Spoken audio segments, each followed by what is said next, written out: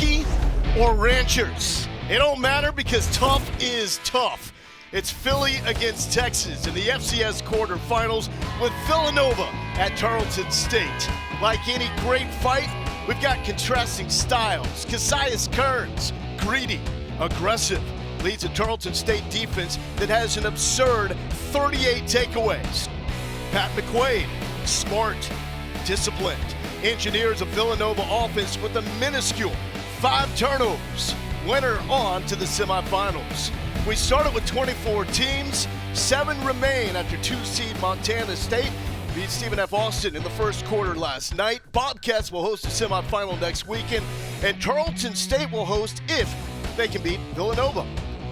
With that, hello and welcome to Stephenville, Texas. I'm Loa Galindo with the SEC's all-time leading passer, Aaron Murray. Lauren Sisler will join us from the field. Now, take a moment and imagine the CFP without Ohio State, Alabama, and Georgia. That's essentially what we have here in the FCS. First time since 2009, we've reached the quarterfinals with no North Dakota State or South Dakota State. That means opportunity. A team like Villanova, who won it all back in 2009, or maybe Tarleton State. Texans are one of the favorites now to run the table. Yeah, and I think that's what the excitement heading into the game for the fan base is, for these players, these coaches, talking to them this week of, hey, we have a legitimate chance and we got to take care of business this afternoon to continue to move forward. And, you know, looking at Tarleton State, that offense, you showed the turnovers in the open right there, but this offense right now, led by this quarterback, Victor Gabalis, 44 points per game.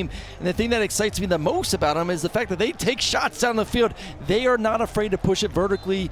20-plus yards down the field, 105 attempts this season, one of the best in all of college football. Really puts a lot of stress on the defense. You're going to see a lot of this slow mesh, reading the linebackers, reading the safeties. And for Villanova, they got to be on their P's and Q's, trying to slow it down. One of the best FCS linebackers right now, and Shane Hartzell, he's going to have to diagnose it. Is it a run? Is it a pass? And then make split-second decisions to try and slow down one of the best offenses in the country. The Texans won the toss. They've elected to defer. Biggest game in Tarleton State program history. Started playing ball back in 1915. But this is only the Texans' second season eligible for the FCS postseason. 1 win from the semifinals. 2 from a natty. And a low kick, trying to stay away from a dangerous Villanova return game, as the Wildcats, Dale Law will just pounce on that one. Well, this is a resilient Villanova offense. 10 straight wins despite losing an All-American center and all-conference running back in that streak. Pat McQuaid, the poster child for a smart, not scared offense.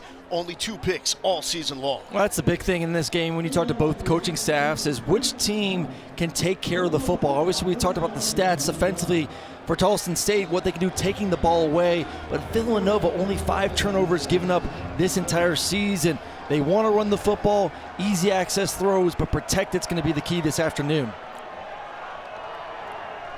McQuaid with the quick toss to Braden Reed, only a true freshman. This is the man that had the game-winning score in the final 3 minutes last week as Villanova went to Lehigh and knocked off the number 5 national seed. Not big, 5'9", 180, good little slot receiver, and man, just has come in here as a true freshman and impressed his coaching staff with his knowledge. He's a coach's son. His dad coached him in high school, but understanding of defenses, offensive structure, and then go out there and executing at a high level.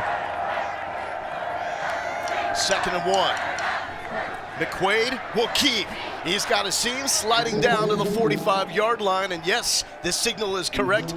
First down, Cats. Well, it's going to be the interesting thing for this defense. Wants to play a lot of man-to-man coverage. Well, when you play man-to-man coverage, a lot of eyes are on, obviously, your intended receiver or tight end or running back. It's not going to be on the runner. So advantage to a team like Villanova that wants to use their quarterback in the run game. Going up against a Texans defense that is ruthless. They would take a football from a toddler.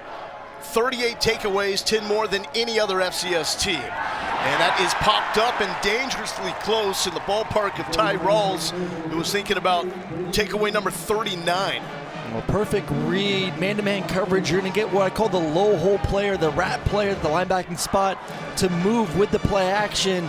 And then you got to make those plays in big-time games like this. I know he's only a freshman in Brandon Reed, but you want to be able to make that catch. You catch that. Only a safety left. Could have been an explosive. Wildcats did not score in the first half last week against Lehigh. Isaiah Ragland tries to lower the shoulder, and it stood up. After the 1 yard gain, Devin Sterling is there for the number 10 scoring defense in the FCS. A legend on the sideline for Villanova, Mark Ferrante. He's been with the Wildcats since 1987 when he started as an outside linebackers coach, head coach since 2017. 3rd and 9. Man-to-man coverage across the board. Find your best matchup. Probably going to be number 1, Luke Colella in the slot. McQuaid to throw. The lefty slings it to Luke Colella. And Colella got rocked at the end of that, but that will be good enough to move the chains for the first down. And he ran not only past his defender, but also past the low hole defender. Look, you're going to have one safety there that's looking for a crosser, so you're going to have outside leverage by the defenders. He ran by both of them on that shallow cross for the completion and the first down. Cassius Kearns had the hit. He is the lockdown corner for the Texans.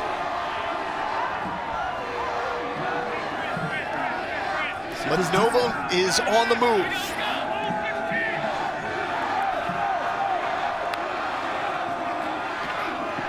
Jabril Mace has room. Mace is still going. The Texans don't see him. And Jabril Mace totes the pill inside the 10-yard line. Well, this is going to be a perfect example. If you want to play man-to-man coverage, look at all the DBs. Their backs are towards the running back. They're just running off. It's an easy block for the receivers because you just tell them, well, hey, just run a go route. You don't even have to block. Just go. And what your action will take care of it. There's no one left as Mace is able to get into the red zone with a nice run. 28-yard pickup for Jabril Mace, the 4th most rushing yards nationally since the start of November. He's had to be huge with no David Abbott. Lead back that is out. McQuaid thought about it, eludes the rush, tries to turn the corner, the late pitch, can't do that! Takeaway, 39 for Tarleton State. What was Pat McQuaid thinking?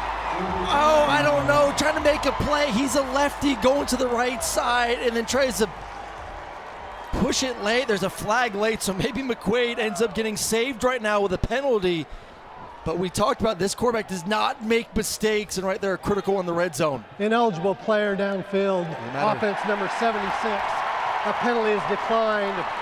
First down, Tarleton State. Blake Smith comes up with the interception in the end zone. Now 24 picks for the Texans defense. And you know, as a quarterback, you cannot just float the ball in the red zone or throw it across your body. McQuaid's been so good all year, but this defense even better. Pat McQuaid just threw his first interception in his last 144 attempts, wants that one back, and it's understandable to see why. Blake Smith picked it off. Just bad. I mean, the drive was perfect. You're running the football, a couple nice passes. The 3rd and long on the deep cross to your top receiver for the first down. Really moving the ball down the field. And we said the team that takes care of the ball in this matchup is going to be a team that wins it this afternoon. There's the Texans head coach, Todd Whitten, winning his coaching program history. His 3rd stint as Tarleton State's head coach. His offense is the highest scoring offense in America at 44 points per game. And no quarterback takes more downfield shots than number 11, Victor Gabales. Slow mesh concept. Here is one of those downfield shots right into the breadbasket. Peyton Kramer trying to haul, and he does out of the gate. 80 yards for Peyton Kramer.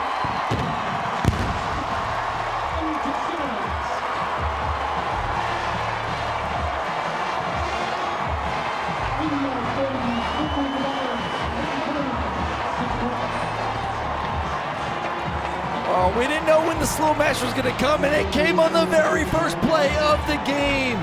This is why you run it. You get safeties put in such a predicament. Do they want to come up to stop the run, or do they need to stay back? And it just takes so long. And Victor Gabales does such a tremendous job putting the ball in the belly of the running back, pulling it out, and then a perfect throw on the post route to the outside. We take one more look on the way out. This team throws it down the field more than anyone else in the country, and they're doing it early. First play of the game. 11 to his roommate for the touchdown. Slow mesh offense really going to put these safeties in a bind. Watch Garrett Rogan here, the safety. Then over the top, we're going to have one-on-one now with the nickel on the post route. And this nickel defender is expecting to have support from the safety. The safety comes up with the slow mesh, one-on-one, perfect route from Payne Kramer, and then an even better throw from Victor Gabales. And that's how you score an 80-yard touchdown to get things going for the Texans. Longest completion for Gabales all season long. Let's see if the Texans stay away from Jabril Mace. They do. They didn't let North Dakota's returners get their mitts on it a week ago. Mace does come up. It's Isaiah Wright with the return here. And not much happening on that return. And let's say hello to Lauren Sisler down on the sideline.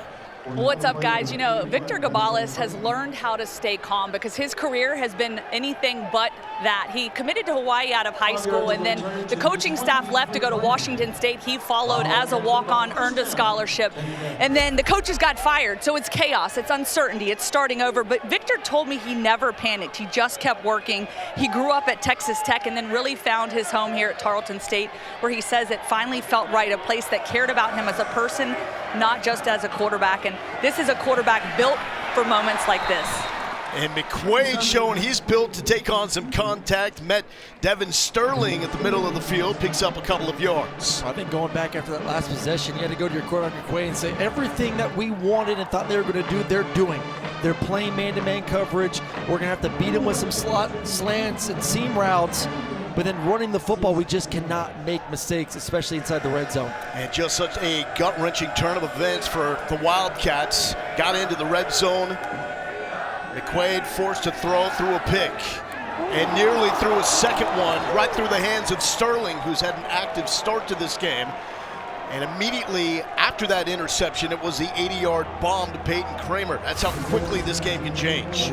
We're seeing early on right now why this defense on the season has now 39 turnovers, 24 interceptions, almost 25. Mixed it up. Usually we see a lot. You see a lot of man-to-man coverage. That time they dropped into zone perfectly underneath the curl route. Villanova on a 10-game winning streak. In that stretch, 20 touchdowns, just one pick for McQuaid. That changed on the opening drive. 3rd and 6, McQuaid flushed. Will scramble, cannot get away from the Texans defense. The purple and black swarming. And Pius Jenga is there to make the stop. His 3rd sack of the season. Well, they're swarming because there is absolutely no one open down the field. Aggressive bump, man-to-man coverage by the secondary players, and no one was able to get off any sort of press on the outside. McQuaid's trying to find a gap then to run the football, and no luck, and a nice 3-and-out after that 80-yard touchdown. Luke Larson, the 33-year-old punter, has it blocked, rejected by Omar Emmons. And the Texans have the football inside the 15. Oh my. We got the slow mesh offense, and then we have the slow punt, and just waited way too long to get the ball off his toe, giving Tarleton State the ability to get in there, get through the wedge, and then really does not a good job blocking up front by any of those 3 offensive players. And Emmons able to get that right hand in between to block it, and now all of a sudden, worst case scenario for Villanova. His defensive coordinator, Tyrone Nix, says Emmons has the best hands when it comes to forced fumbles. Shows it off there for the punt block. Gabales set up. Here's Tylen Hines with his stiff arm, still fighting inside the 10. Tylen Hines dislocated his elbow on the 5th play of the season. He was supposed to be the lead back. Trey Page then took over, and the freshman became one of the best freshmen in all of the FCS. He got hurt, had surgery on his foot. They went basically a week with no true running back until Hines made his return, and Hines has been a force, back-to-back 100-yard games. And a flag is down. Gabalis in the double coverage, thinking that is a free play, looking for Trayvon West. You're going to get a free 5 yards. Nice job utilizing the hard count there. Don't always like using the hard count inside the 10-yard line offensively. Offside, number 91 of the defense. Half the distance to the goal, still second down. And you get 2 defenders to actually jump, and I said I don't necessarily like using it inside the red zone because you don't want to back yourself up at all. A little risky there, but it pays off for the offense. Caleb Lewis, the power back now in to Gabalis' right. Texans so far without their leading receiver, Cody Jackson. And Lewis nowhere to go. Shane Hartzell met quickly. It's a Villanova defense that essentially plays with 3 interior linemen, tries to funnel the activity to Hartzell and his running mates at linebacker. Well, they're going to play a head-up nose and then what we call 2-4-eye technique. So the four is over the tackles. They're going to play inside of those tackles on the outside. Daniel Greek now checks in. He's had to start games with Gabalis having injury concerns the past couple of years. Did not think about transferring in the offseason. So the coaching staff designed this package for him to rumble, and he's a big boy, 6'5", 230. So that's on a 3rd and 3, and it will set up a 4th down. And Gabalis hesitated on the sideline at the 20-yard line. It looks like Greek will stay out with the offense. I like this play right now. You said it, 6'5", 225, get downhill. This is what this defense over Villanova is built to stop. That inside zone, the inside lead run game. Danny Joyner tight end in the backfield with Greek. Greek will follow Joyner. Second effort, I don't know if he got there. Was he elbow down? The ruling on the field says it was. As it stands right now, it looked like a 4th down stop, but officials signaling 1st down. 1 yard to gain, big 6'5" quarterback, just short of the end zone, but plenty of yards to gain to get the 1st down, and wisely keep him in there, and now you're going to have 3 or 4 opportunities with the big 6'5", 225 quarterback to get in the end zone. Power set for the Texans. Greek all the way, too easy for the big man.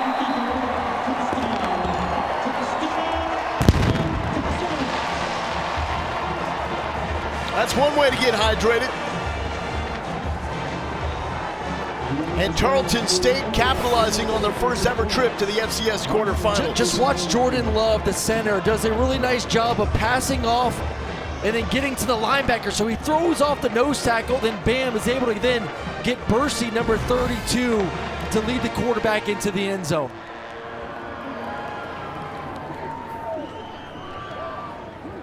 And just think about how this game started. Villanova with a brilliant opening drive. They threw an interception in the end zone, led to an 80-yard touchdown pass. Next drive for Nova, a blocked punt. Texans are able to cash that in with Daniel Greek rumbling, stumbling, and it's 14-0 Tarleton State. Well, it was a wake-up call for Tarleton State in the second round of the FCS playoffs a year ago. Learned that they had to get better at the line of scrimmage, and they have addressed those needs and come out with the charge here in their first ever trip to the FCS quarterfinals. 14-0 lead for the Texans. A takeaway and a block punt leading to those 14 points. Another short kick, returnable for Isaiah Wright. And Wright nailed one of the Texans out of bounds and then stopped running and got hit from behind. Well, coming up at 8 Eastern, 5 Pacific on ABC and the ESPN app, bowl season has begun.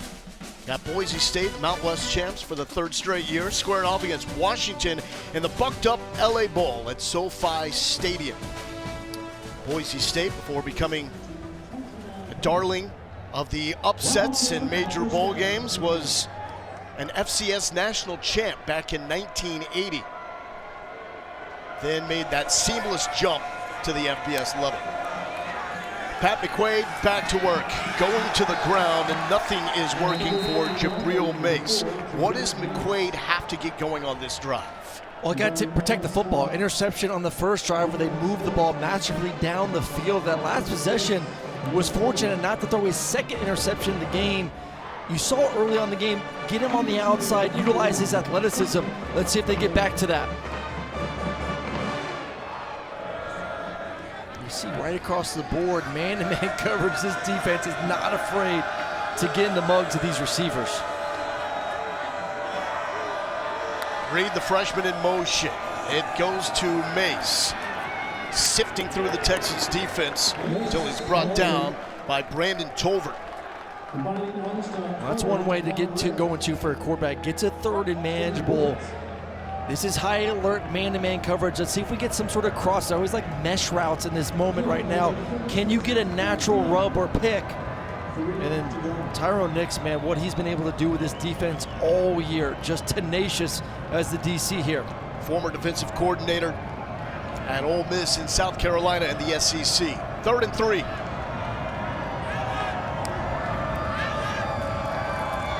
And that is caught, but rocked is Braden Reed. Goodness. Bam Smith and Jaden Albert getting their money's worth. What a catch, though, from the freshman receiver on the shallow cross. They're actually going to drop into zone coverage. A little bit of a twist defensively, and you're going to see the safety coming down and the linebacker sitting right there for the 5'9", 180 receiver, and he's able to catch it, concentrate, bring it in. And that was a much-needed first down for this offense, just to take a little bit of a breather and stay on the field. You notice when there's a defensive player on the scouting report and his name is Bam. Back to the ground. Mace is brought down by Josh Griffiths. Tarleton takes so much pride in the fact they don't lose many players. They lost Griffiths after an all-conference season 2 years ago. He goes to Oregon State, didn't see the field last season, jumps back in the portal, comes back home here to Stephenville. And it's worked out beautifully for him and his defense. And this is a defense, too, and the entire football team, a lot of seniors, a lot of veteran players. Isaiah Ragland now a tailback. McQuaid pulls it from him and wide open. And spinning is Chris Colby, his 18th catch of the season. The sophomore from Raleigh, Massachusetts. This is what Pat McQuaid does so well when you turn on the tape and watch number 7. The ball is out quickly. You see the hips, ball's in the belly of the running back, flip it like a middle infielder, a second baseman, a shortstop, and very accurate in the intermediate game. Very opposite of what Tarleton State wants to do. They don't push the ball vertically down the field as much. Those are the quick hitters that they want to be able to execute. McQuaid in his first season as Nova's quarterback. And there is Isaiah Ragland wearing that number 20 that Brian Westbrook made famous. And it was one of his running back mates in Jabril Mace that actually broke Westbrook's program rushing record earlier this season with 291 yards against Towson. And Ragland had a big game against Harvard a couple games back, 152 yards. Love his balance, a little bit of the thicker of the two backs. Mace 175, Ragland 205, so really nice combination of speed and power between the two of them. I thought there may be some cool story about how Ragland got Westbrook's number 20. No. It just said, no, that's the number he was issued. Mace trying to run away, but he is dropped as A.J. Owens, fantastic open field tackle. And the man calling the plays, Chris Bowden. That is the most prolific quarterback in Villanova history. He was the quarterback for the Wildcats when Brian Westbrook was the running back. I think right now in this third and longer situation, understanding should be two down territory. You're going against an offense, you're down 14, an offense that can score. Just make sure you get positive yards right now. You're going to use this motion indicator as man or zone. McQuaid, lefty, slinging it in time, and Colby makes his second catch of the drive. Well, you use the motion to get the indicator to the quarterback. Is it man or zone? Okay, it's man-to-man coverage. There's a low hole player. I want to continue to say this. There's a low hole player, so there's someone defensively that does not have any man-to-man responsibility. So defensively, low, everyone's going to be playing outside leverage. They want to funnel everyone to that low hole player. So as a quarterback, you just know ball's got to get out on time before that receiver gets to the middle of the field.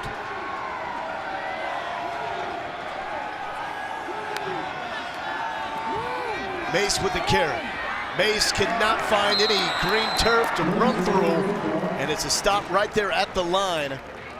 As we'll bring up the 10th play of the drive. James Turrentine was there. Well, this is an offense that no matter what's going on in the run game, they're going to stay committed to it. Last week, only 27 rush yards. It's the fewest amount of rush yards they've had in a win over the past 30 seasons, but they did not get away from it. They understand that the RPO game, the play action game, you have to stay committed for all 4 quarters. Went a lot more empty with players in motion last week. Concepts that they hadn't really run in a few seasons. Try to get a spark. McQuaid, pressure in his face, dumps it to Mace. Mace to the 20-yard line. Could have got more, but another fine tackle by Jaden Aubert. And Antonio Johnson, the tight end, out on the perimeter, 6'4", 260, leading the charge, has a nice block, but McQuaid goes through his reads, doesn't see anything, and then gets the ball to a speedy running back in space for a nice gain there on second down. 3rd and 5. Does Nova play this like they're working with 2 plays here? Not now. You're in field goal range. I would love to get some sort of points in the first quarter. Field goal kicking is shaky for Nova.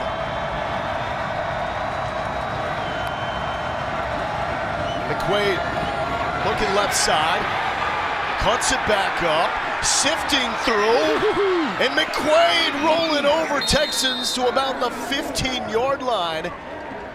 Right near the sticks. What a play by McQuaid. They're actually going to drop to zone coverage, so they did not have a play designed for it. They had a play designed for man-to-man. Nothing down the field, and McQuaid just doing everything he can to find the first down sticks. And you ask, go for it or not on 4th down. When you get to this 4th and short, essentially under a yard, keep the offense on the field and see if you can get it. You have 2 first-team all-conference offensive linemen on the left side. Mace the carry, Mace the contact, and Jabril Mace has the first down. Kyle Fay, number 67. Really nice job blocking it down. This is the perfect drive for Villanova. As right now they're down 14-0, trying to find a way to get into the end zone. Coach, a very strong opening drive until that interception in the red zone. Your team now driving. How do you carry some of those momentum here in the second quarter? Yeah, I mean, it's what you and I talked about in pregame, right? We got to avoid the turnovers. They're good at getting them. You don't normally give them up. That was very uncharacteristic of Pat to make that play. And they have an explosive offense, and they hit us with explosive. So we got to limit the explosives. We got to take care of the football. And obviously, a block punt is like another turnover. So they got the turnover battle 2-0 right now. So hopefully we can punch one in and, you know, make a little bit of a comeback here.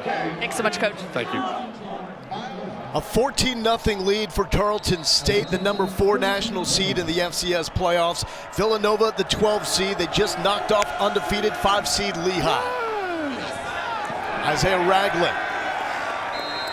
1-yard gain on first down after Nova went for it on 4th and short and converted. Unbelievable to think that Tarleton has a 14-0 lead when you look at the time of possession. Yeah, Nova over 12 minutes of possession. Tarleton State only 2:48, only 6 offensive plays for the Texans, yet they're at 14-0 right now. That's what happens. You have an 80-yard touchdown and then a blocked punt where you get it inside the 20-yard line. Winner moves on to the FCS semifinals. McQuaid, who threw an opening drive, interception in the end zone, is engulfed by Josh Griffiths, his second standout play in the early goings of this contest. Omar Emmons, number 4, he's kind of a hybrid between a safety and a linebacker. They've moved him around. He started his career at safety, then they moved him more to that nickel position. 5'9", 170, but he's in the slot right there, manned up, and does a tremendous job. Pat McQuaid wants to get to the slot receiver and just completely blanketed by number 4. Has to pull it down with a loss of yards on the run. 15th play of the drive.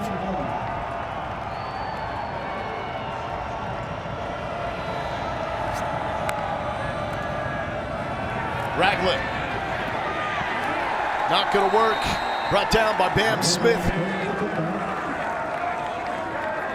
And Villanova will bring out the field goal kicking unit. And this has been an adventure to say the least. Jack Barnum, 13 of 22 on the season. He's 4 for 10 on the road this year. Missed a potential big kick last week on the road against Lehigh. This for 31 yards out to get the Wildcats on the board.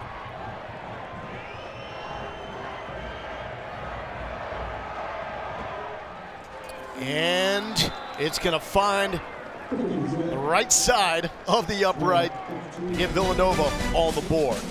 14-3, Tarleton State leads Nova here in Stephenville, Texas. Awesome scene with an 11 a.m. local time kick here in Stephenville, Texas, home of the Tarleton State Texans. That is the winningest head coach in program history, Todd Whitten. 3 stops here in Stephenville.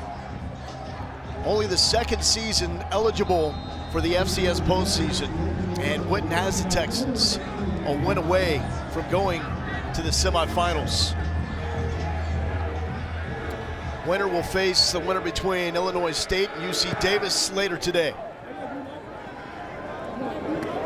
And from the 3, D'Angelo Rosemont. And Rosemont bottled up at the 23-yard line. Tarleton State has had a fantastic run. Jumped on the national radar. Well, they went to Army and won in double overtime, 30-27. Had a 9-0 start to the season.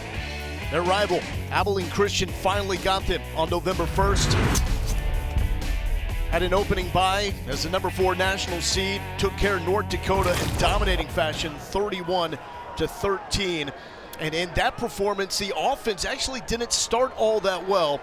Off to a much better start here with touchdowns on the first 2 drives. Cabales picked off. Intercepted by Anthony Hawkins. Reversing field and is drilled at the 45-yard line. Part of Cabales' game that he's really cleaned up.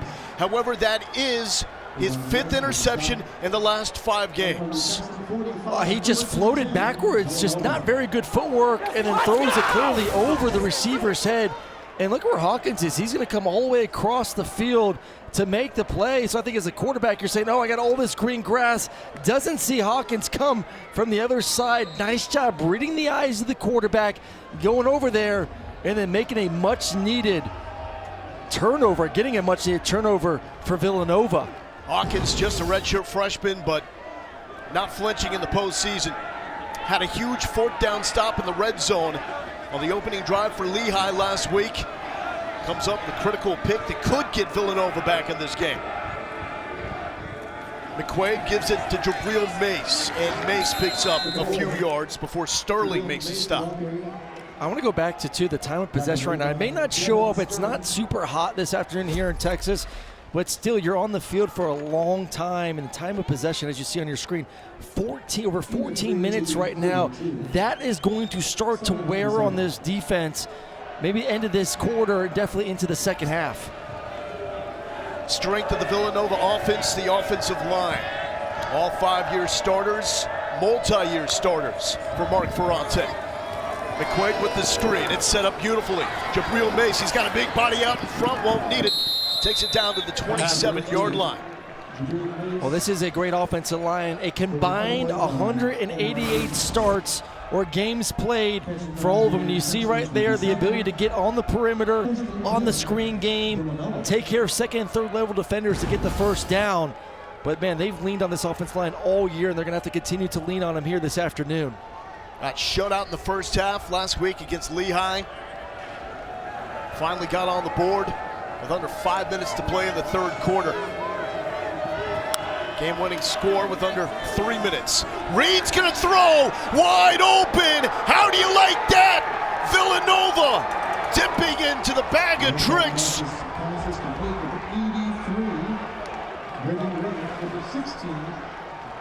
Lucas Kopecki with the 27-yard touchdown off the throw from Braden Reed.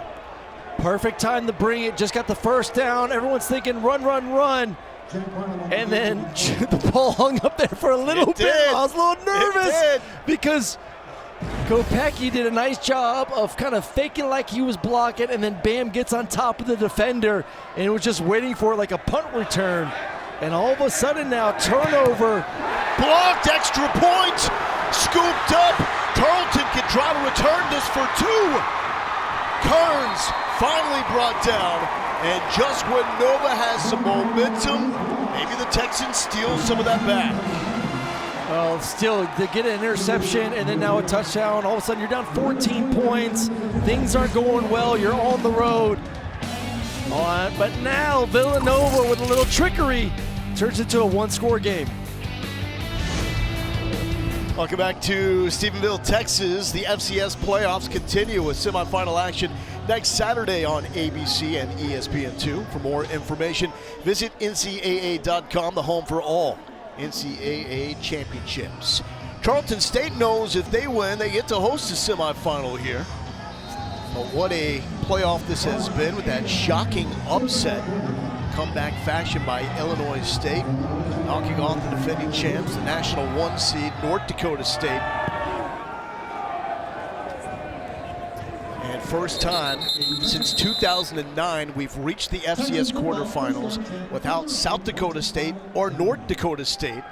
The team that won it all back in 2009, the Villanova Wildcats. Tarleton State, however, up there among the favorites to win it all this season, and only its 2nd season of FCS postseason eligibility. Victor Gabalis, some throw interception number 6 on the season. Villanova responded with a 3-play touchdown drive. They got tricky there with Braden Reed to Lucas Kopecky. How did the Texans respond?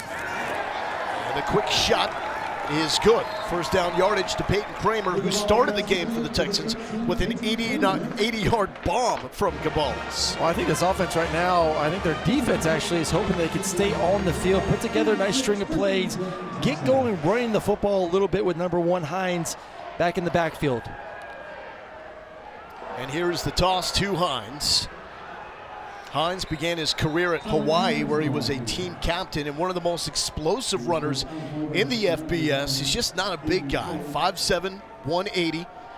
Just great to see him back, still wearing that elbow brace, because 5 plays into the start of the season, dislocated that elbow. They thought he may be done for the season. Yeah, now all of a sudden you get him back. You see the last 3 games, 415 yards, 7 yards per carry.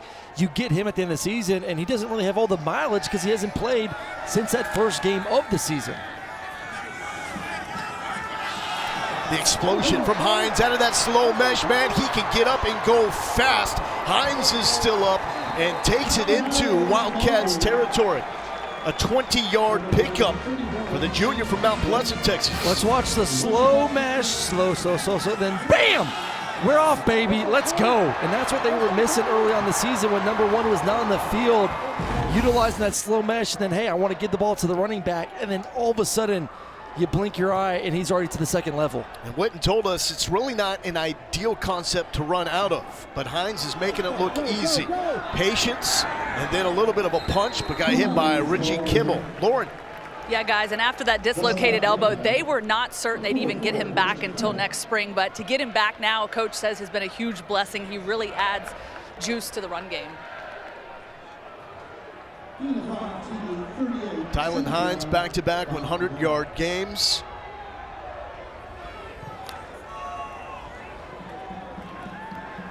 Gabalis pressured, makes 1 man miss, will not make the 2nd, and the 3rd dude clobbered him. Shane Hartzell was the man to wrap him up and then set up another Wildcat defender, Kimmel, to rock him. Well, it's going to be Bursey on the edge, coming to the inside. You want to be able to stop the slow mesh.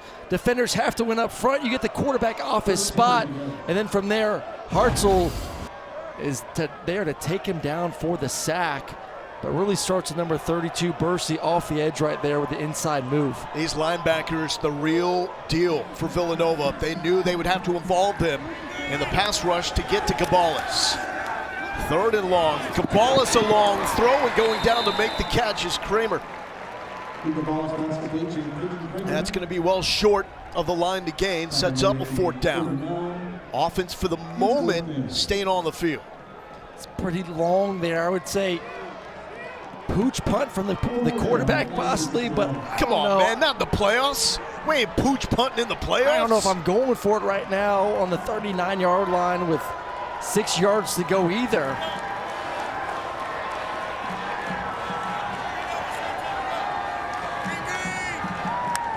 Putting it in the hands of Gabalis, who swings it low to Tylen Hines.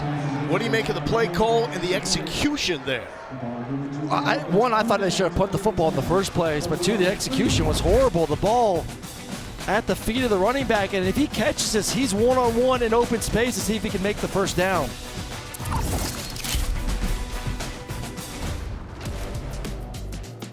Tarleton State defensive coordinator Tyrone Nix and the rest of this Texan staff, big fans of Diego Pavia. Why, you may ask? Well, the core of their defense, JUCO players who got an extra year of eligibility before this season because of the Diego Pavia ruling. So Cassius Kearns, Ty Rawls, A.J. Owens, all back for the Texans because of Pavia. Low snap, McQuaid lets her rip, one-on-one coverage. And almost a fantastic catch made by Luke Colella. Giovanni Melidor in coverage. Well, Melidor was stride for stride, but a really nice throw by McQuaid. They do not throw the ball vertically down the field often. Only 17% of the passes this year have gone over 20 yards. But this is what happens when you play a man-to-man defense, Lowell. You have to be perfect. You got to take some chances. You have to make those plays when they're there. Colella, transfer from Princeton, closing in on the 7th 1,000-yard receiving season in Villanova history.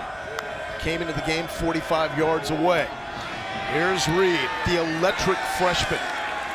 And Villanova has the defensive coordinator, Ross Pennypacker, to thank. He was the one that kept trying to get the offensive staff to look at Braden Reed, saying, I know he's not 6 foot, I know he's not a burner, but the guy makes plays over and over again. He's just a football player, man. He's a coach's son. He understands the X's and O's, and they were just happy that when they finally did offer him, obviously he accepted on the spot, but that he didn't commit somewhere else in the meantime. And what a season this year, heading to this game, 26 receptions, 240 yards, 2 touchdowns, and has been critical here in the first half, especially with that touchdown pass he made the previous possession. All because the defensive coordinator believed in him. 3rd and 9. Back foot throw, dangerous. McQuaid already has 1 interception.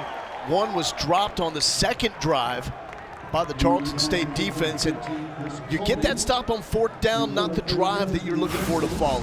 No, especially because you feel like for Villanova, the momentum's starting to go to their side a little bit, and another bad decision, though. We've seen both these quarterbacks this afternoon, both of them take care of the football really well this season, but making some careless throws. Last punt attempt for Luke Larson was blocked, set up the second Texans touchdown. This is a short kick and kicks backwards and will be stopped at around the 25-yard line. So points off turnovers, that's how it started. Opening drive, Nova was cooking McQuaid with a questionable decision. Very next play, the absolute bomb from Gabalis to Kramer, 80 yards. There's the block punt, and there is Greek with the carry into the end zone. It was 14-0 at that point, but Gabalis is picked off, and it would lead to this. Reed to Kopecky. How do you like me now, says Nova. 14-9, trip to the semifinals on the line. Side of the bracket meets up with the winner of Illinois State and UC Davis. They'll play later tonight. Gabalis felt the pressure, momentarily got away, and maybe gets 2 yards as Richie Kimmel corrals him. I think the goal for this Villanova defense, and this is for most quarterbacks in the RPO world, is you present one thing pre-snap, then you do something post-snap to try and confuse the quarterback. And it just seems right now Gabalis, other than that first play of the game where he read the safety absolutely perfectly, is just a little uncertain of himself. On 2nd and 8. And it's Hines, and Hines is dropped for a loss. Shane Hartzell, of course, a finalist for the Buck Buchanan, given out to the top defensive player on the FCS level. Well, it starts up front with Wobodo, number 98, and that's going to be the matchup. They play, we talked about earlier, they play a head-up nose and 2-4 eyes, but watch him absolutely just dominate up front, getting into the backfield, and you can't get a run play going if the defensive lineman is 3-4 yards, allows the linebackers to then fill to get the tackle for loss. Rough start in this game for the Nova defense, like it was a rough start to the season. Free play for Gabalis. Gabalis wants to take his shot. Double coverage. Oh, Hawkins dropped it, but it was a free play with Villanova clearly offsides.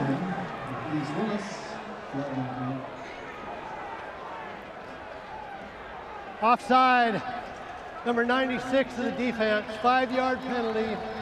It's still 3rd down. Ugo Wotite was offsides. Just a little early off the blocks. He was making a sandwich too once he got off. Let's not forget now, these 3rd and long situations, Cody Jackson, one of their top receivers, got banged up a week ago, out for this game. They've been missing him here early in this ball game. Dealing with a sprained knee. Gabalis just eyeing that pressure. Capri Martin missed him. Gabalis is still up, and Gabalis, did he stay in bounds long enough? And he's going to be short of the 1st down. I can't tell you how impressed I've been with Villanova as we watch. Where's that left foot? Get it, right foot, left foot right there. Yeah. Clearly out of bounds before the line to gain. But man, for this defense to give up an 80-yard touchdown, Lowell, to start the ball game, and then be put in a situation in the red zone, backed up after the blocked punt. Other than that, they have been absolute nails of continuing to change the picture up for this offense, this post-snap read offense, and making them uncertain what they want to do, running the football, pulling it, throwing it, and really the secondary as well, locking up his receivers. Charlie Mullen, the punter for Tarleton State. Low liner, end over end, and fielded by Reed. One of the top run returners on the FCS level. Picks up a couple there. So the Villanova Wildcats lost 2 of the first 3 games. Got spanked in Happy Valley by Penn State, 52-6. Then lost to Monmouth, 51-33. But they've ended the regular season with 8 straight wins. Got a number 12 seed in the FCS playoffs. Opened up by crushing Harvard. They were ready from the jump. And then a sluggish start against Lehigh. Trailed 7-0, but were able to come back and get that win.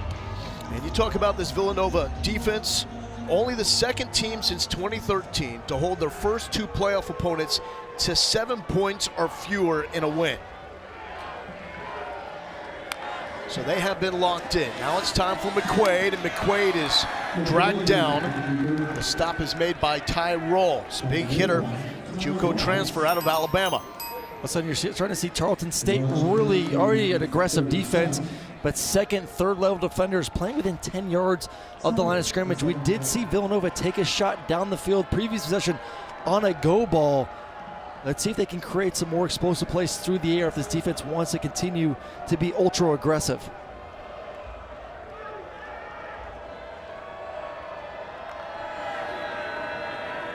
And there is the shovel. Kallela will spin his way forward. He's got 5 100-yard receiving games this season, 1 shy of the school record. We talk about the middle 8, and Villanova got the ball first. They would love nothing more to continue to run clock here, try and get some points before halftime, and not give Tarleton State the ball back, knowing that the Texans get the ball to start the 2nd half as well. So no real rush offensively.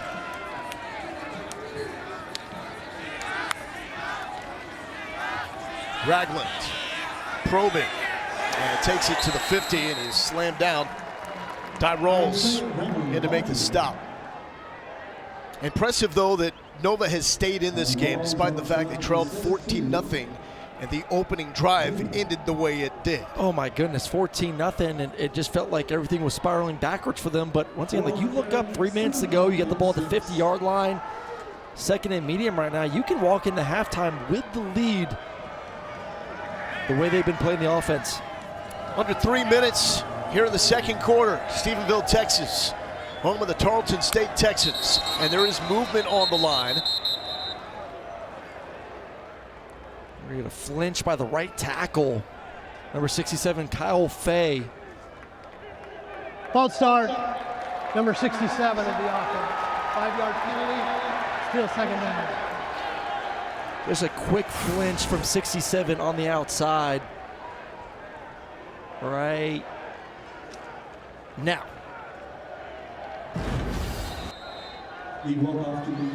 Offensive line that's had to overcome adversity.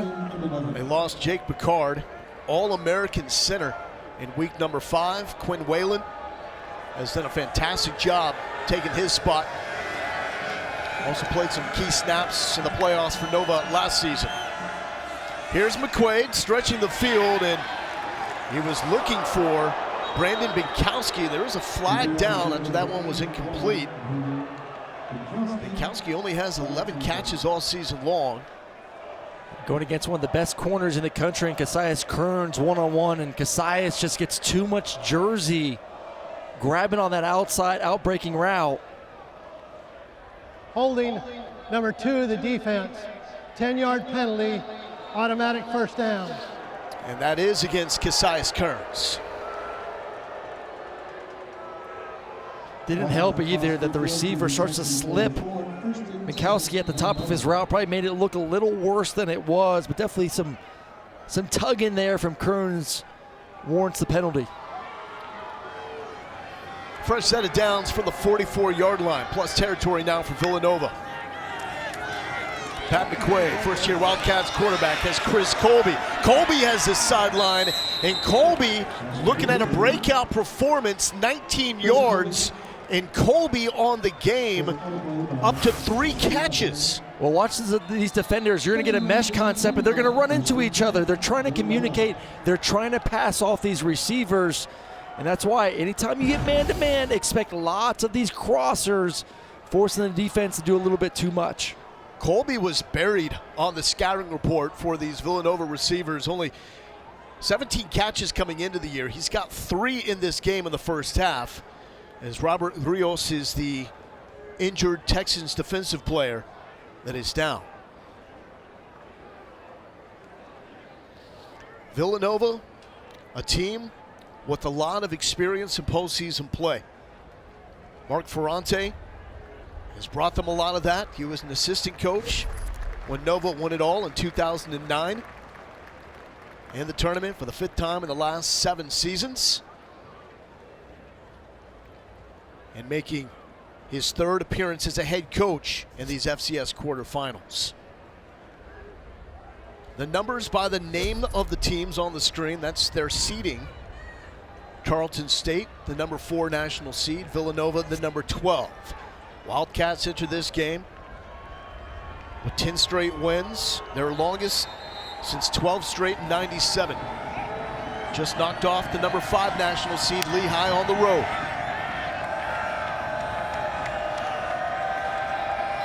And that will take us to the 2-minute timeout. Pat McQuaid engineering another solid drive for the Cats, trying to punch it in and take the lead here in Stephenville. Kevin, thank you so much. Roddy's spot on. After that 80-yard bomb from Gabalis on the first play for the Texans, he's got 18 passing yards total. Meanwhile, Pat McQuaid had that bonehead play on the opening drive, interception in the end zone. Outside of that, it's been brilliant. McQuaid lofts this one. Tremendous adjustment made by Reed, but that throw was dangerous as well. It was, but it's man-to-man coverage, so you know the defender's looking at the receiver. You're just hoping the ball obviously doesn't get tipped up in the air and someone else come in to make the play. But definitely trying to fit into tight windows. But you know when you face a defense like this, there's going to be some tight windows, and you're going to have to be able to put the ball up and allow your receivers to go out there and try to make some plays for you as a quarterback. Reed, the man with the lone passing touchdown for Villanova, found his fellow receiver, Lucas Kopecki.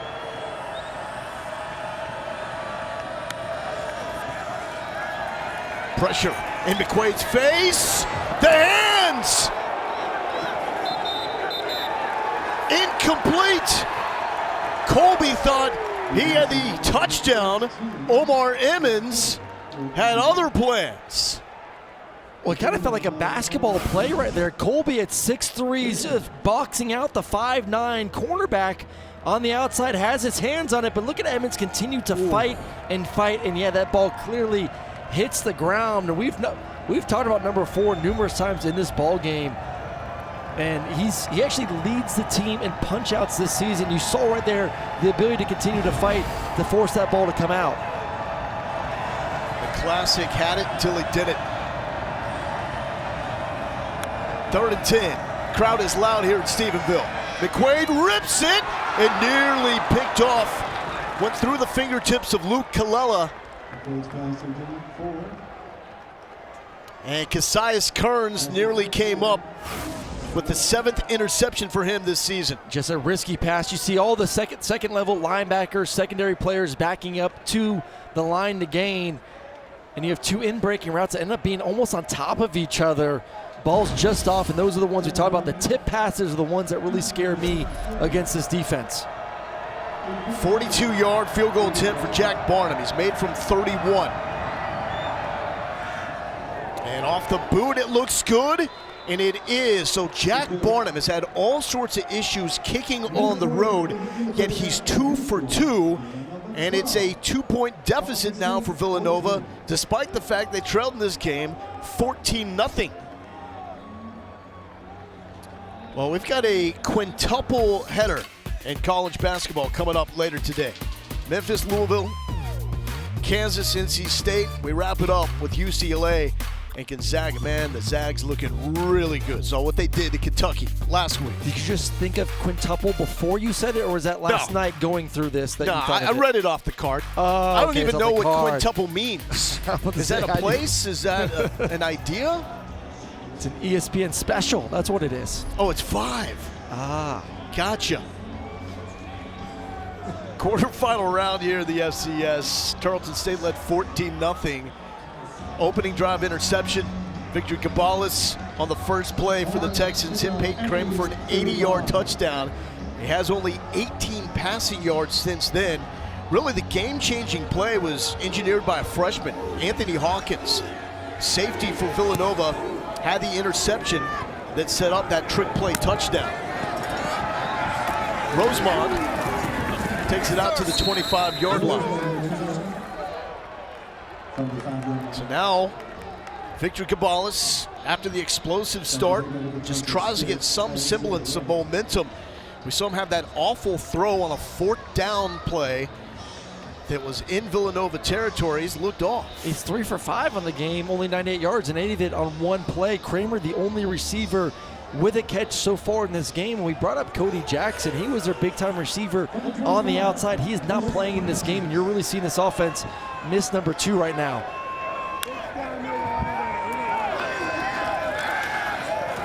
Cabales throwing on the run. Willis broken up at the last possible moment by Newton Essien. Well, Willis is the replacement for Cody Jackson. They weren't sure if Cody was going to be able to play. They would be rotating back and forth. The one thing that number 7 does have is speed. He was able to get on top of the defender right there. But Victor, let's see if he gets there early. Maybe a hair. I don't mind the call. I always hate those super short back shoulder throws where the defensive player gets called for the PI. I think a good no call.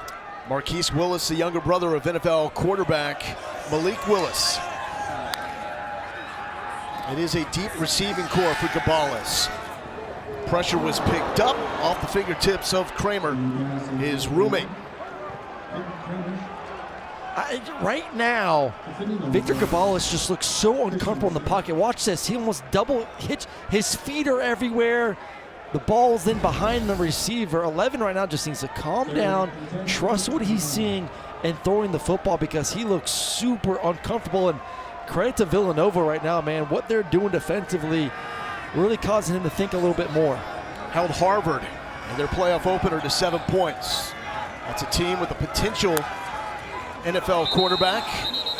And then Lehigh, a team that was rolling last week, also held to 7 points. A team that was undefeated until they faced Villanova. And that's going to back up Tarleton State. Infraction, number 63 of the offense. 5-yard penalty, still 3rd down.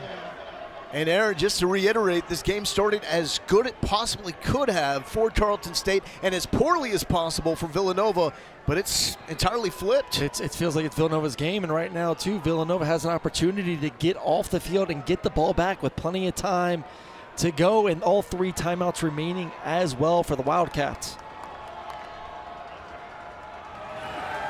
3rd and long. Gabales backside pressure, got home. Capri Martin coming up with the sack. He's got 2.5 on the season.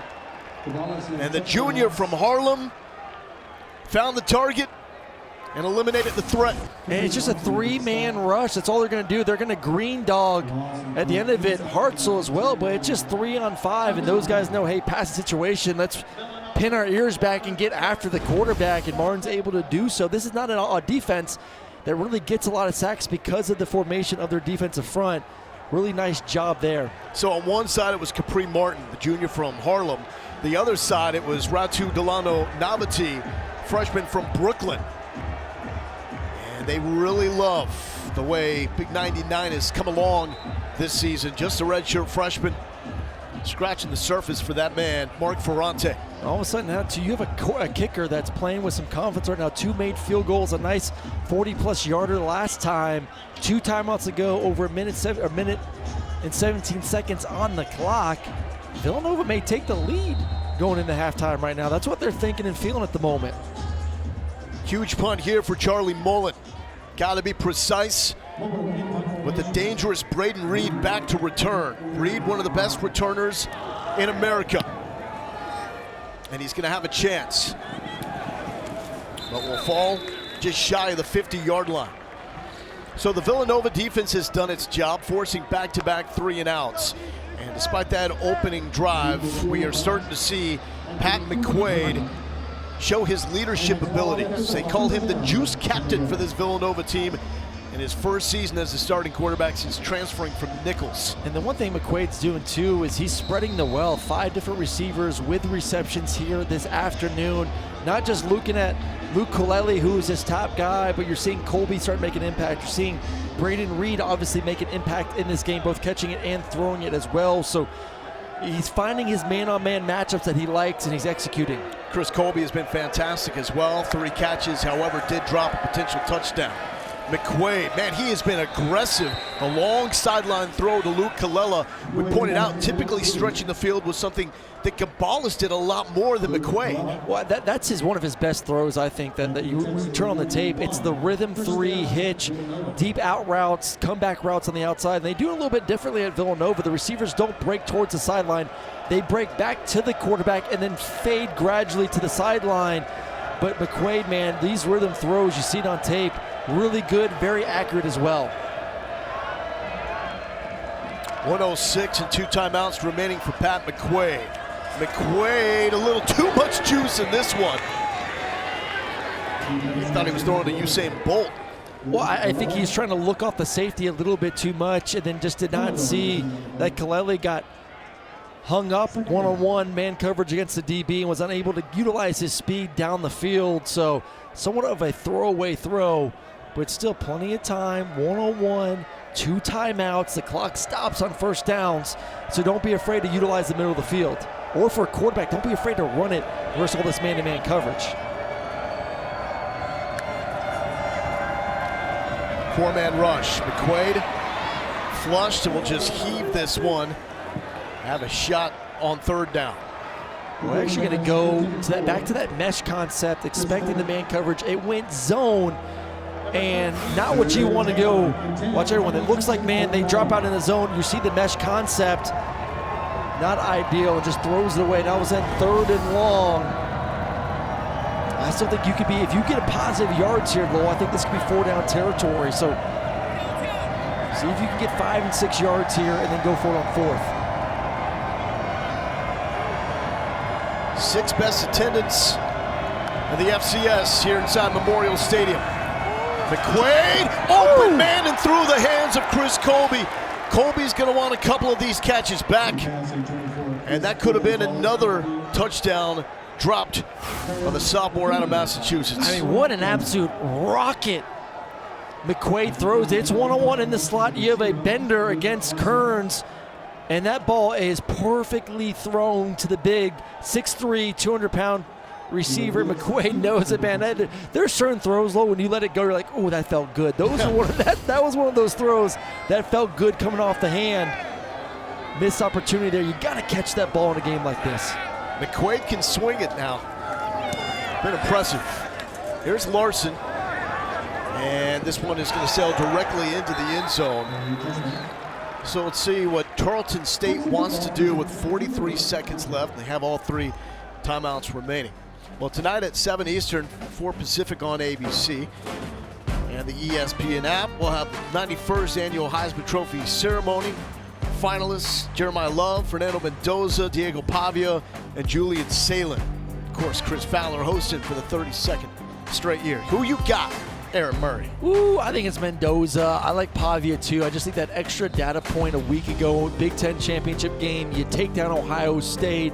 Didn't play out of this world, but played well enough to win this game. And I think Lauren down there on the sideline has someone that's not even on this list. Just, maybe if she ever did pick.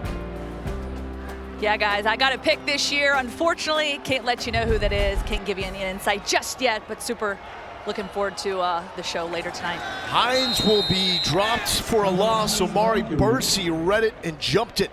I think this says a lot about what this coaching staff thinks of the first half performance of Victor Gabalis. You have over 40 seconds to go with 3 timeouts, an offense that can push the ball and score quickly. Yet they're deciding to run. I think they just want to get him into the locker room, calm him down, show him some tape, and see if he can figure it out in the second half. Who's feeling better at the break, Tarleton State or Villanova? Villanova all day is feeling better. The quarterback's playing with a lot more confidence at the moment. Hines with the crease up the middle, and Hines, man, he can make you question your strategy with one shake of those hips, but that will bring us to the end of the first half. Tarleton State had a 14-0 lead after McQuaid threw an interception on the opening drive. Gabalis came back with a first play 80-yard bomb to Kramer. But Villanova clearly has the momentum, and they feel like they've left some plays out here. Maybe 2 drop touchdowns as well, and a 16-play drive that only led to a field goal. I mean, they've stayed on the field the majority of the first half. They're throwing the ball well, running it decently. Let's throw it down to Lawrence Hisler. Coach, you guys came out strong, now a 2-point football game. What is the message to the team? What are you talking to them about in the locker room with key adjustments? Yeah, we haven't played very well after that early start. We're not protecting very well. We got to get back to kind of who we are.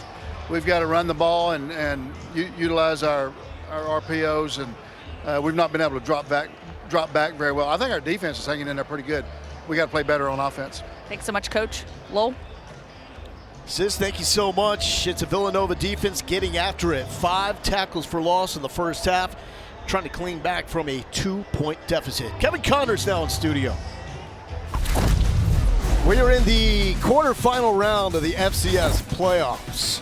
Winner moves on to the semifinals, and a fantastic matchup here is the number 4 national seed, Tarleton State, getting everything that Villanova's throwing their way. 2-point lead for the Texans, although really feels like the Wildcats have momentum in this game. Welcome back to Stephenville, Texas, home of the Texans. I'm Loic Lindo here with Aaron Murray. I mean, it really was following the script. We came on here talking about one team in Villanova that did not turn the football over. Texans so good at taking it away. Opening drive, Pat McQuaid, interception in the end zone, 80-yard bomb, and it's all Tarleton State.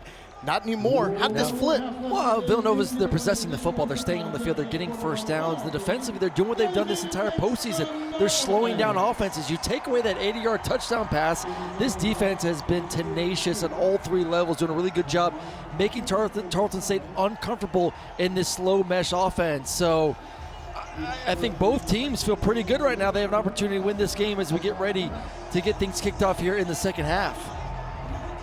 Winner moves on to the semifinals. Tarleton State will host if they win. Villanova, the 12 seed. They'd have to go to UC Davis if the seeding holds in that matchup against Illinois State later today. Texans with the return from the 10. Looking for a spark to get some more juice, some more life going. Because after that opening drive, Victor Gabalis has not looked comfortable. I mean, this was picture perfect. The safety comes up. You get the one-on-one from your top receiver in the post route. and you throw it perfectly, but from there on out, it's just been very uncomfortable.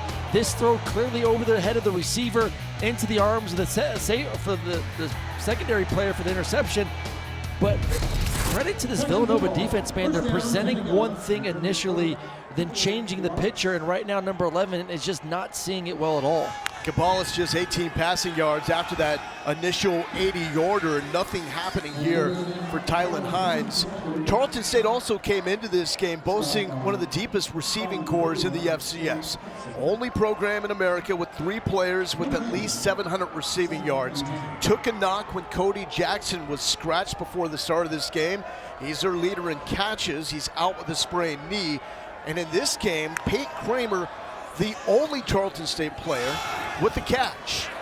Weaving through some traffic is Tylen Hines, setting up a 3rd and manageable. I think that's what you need to get going a little bit right now, is not so much the slow mesh game running the football, but just some design run plays for Hines to utilize his speed, get to some 2nd and 3rd, manageable down in distances, and take some pressure off your quarterback right now. Average distance to go for the Texans on 3rd down today, 9.5 yards.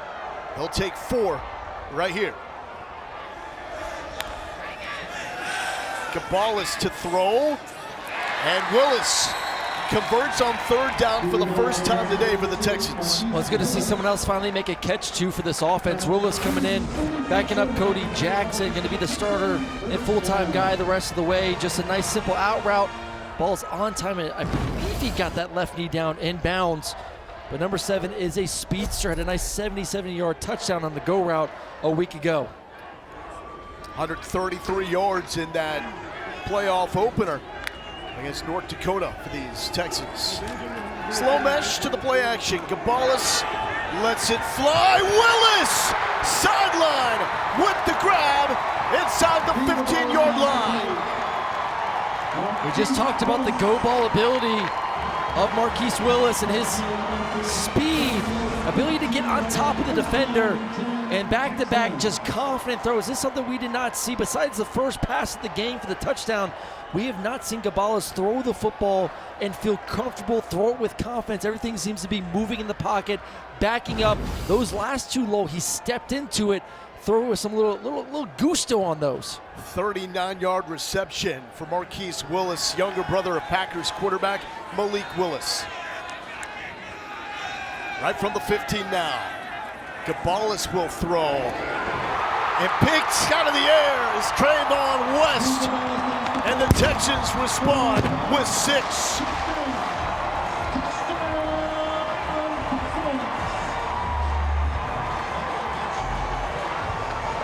Trayvon West, the former Oklahoma Sooner, with this soft hand. Look at this, you have formation into the boundary. Now look at all this distance that you have to run the in-breaking route. You just got to worry about the inside safety. The play action gets the safety, and it's essentially just a race, inside release race to the end zone.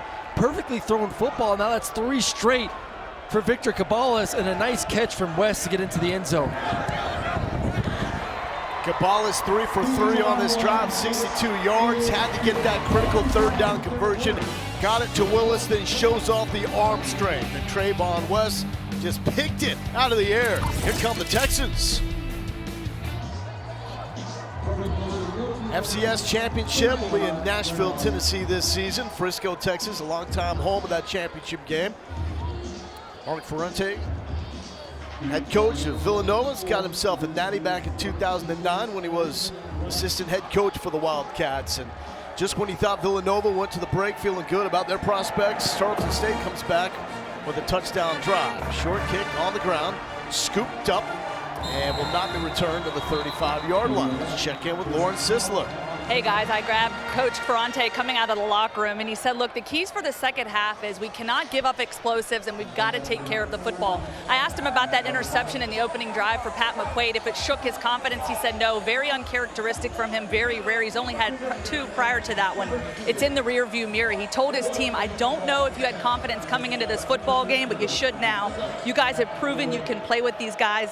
Let's see how that shows up here in this important first possession of the second half. Gotta love a head coach working on the toothpick in the middle of the game like Mark Ferrante. And Jabril Mace finds a crease and steps on the gas in the plus territory. Jabril Mace has had to pick up the slack with no David Abbott. Well, he's running behind two first-team all-conference left guard and left tackle, and then sees the crease and takes off. It kind of felt a little slow mesh-esque there, taking something out of the Tarleton State playbook with the first play offensively for Villanova. Mace had 291 rushing yards against Towson earlier this season, breaking the legendary Brian Westbrook school record. And back to Mace. Oh, he's got room. Mace hitting it hard. He ain't gonna catch him.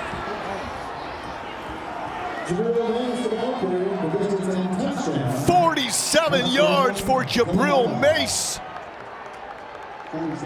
That's back-to-back big-time plays. This offensive line getting out on the edge, doing what they need to do. It's an athletic offensive line. They like to pull players. Whalen, the center, getting around the edge, but man, for Jabril Mace showing off the elite vision and speed, back-to-back big-time runs. That second one taking it to the house. He ran behind David Abbott for most of this season. And Abbott was injured in the 9th game, opening the door for Mace to take over, and he has. One of the top rushers in all of the FCS since taking over November, and the Wildcats still threatening. Down here by 2. Andy Talley led Villanova to a national championship in 2009. Eastern Washington won the next season. Then it became all about North Dakota State and South Dakota State. Those programs won 12 of the last 14. But first time since 09 we've reached the quarters, and we do not have North Dakota State or South Dakota State, so that means opportunity. Right now Villanova and Tarleton State playing like two teams that want to capitalize.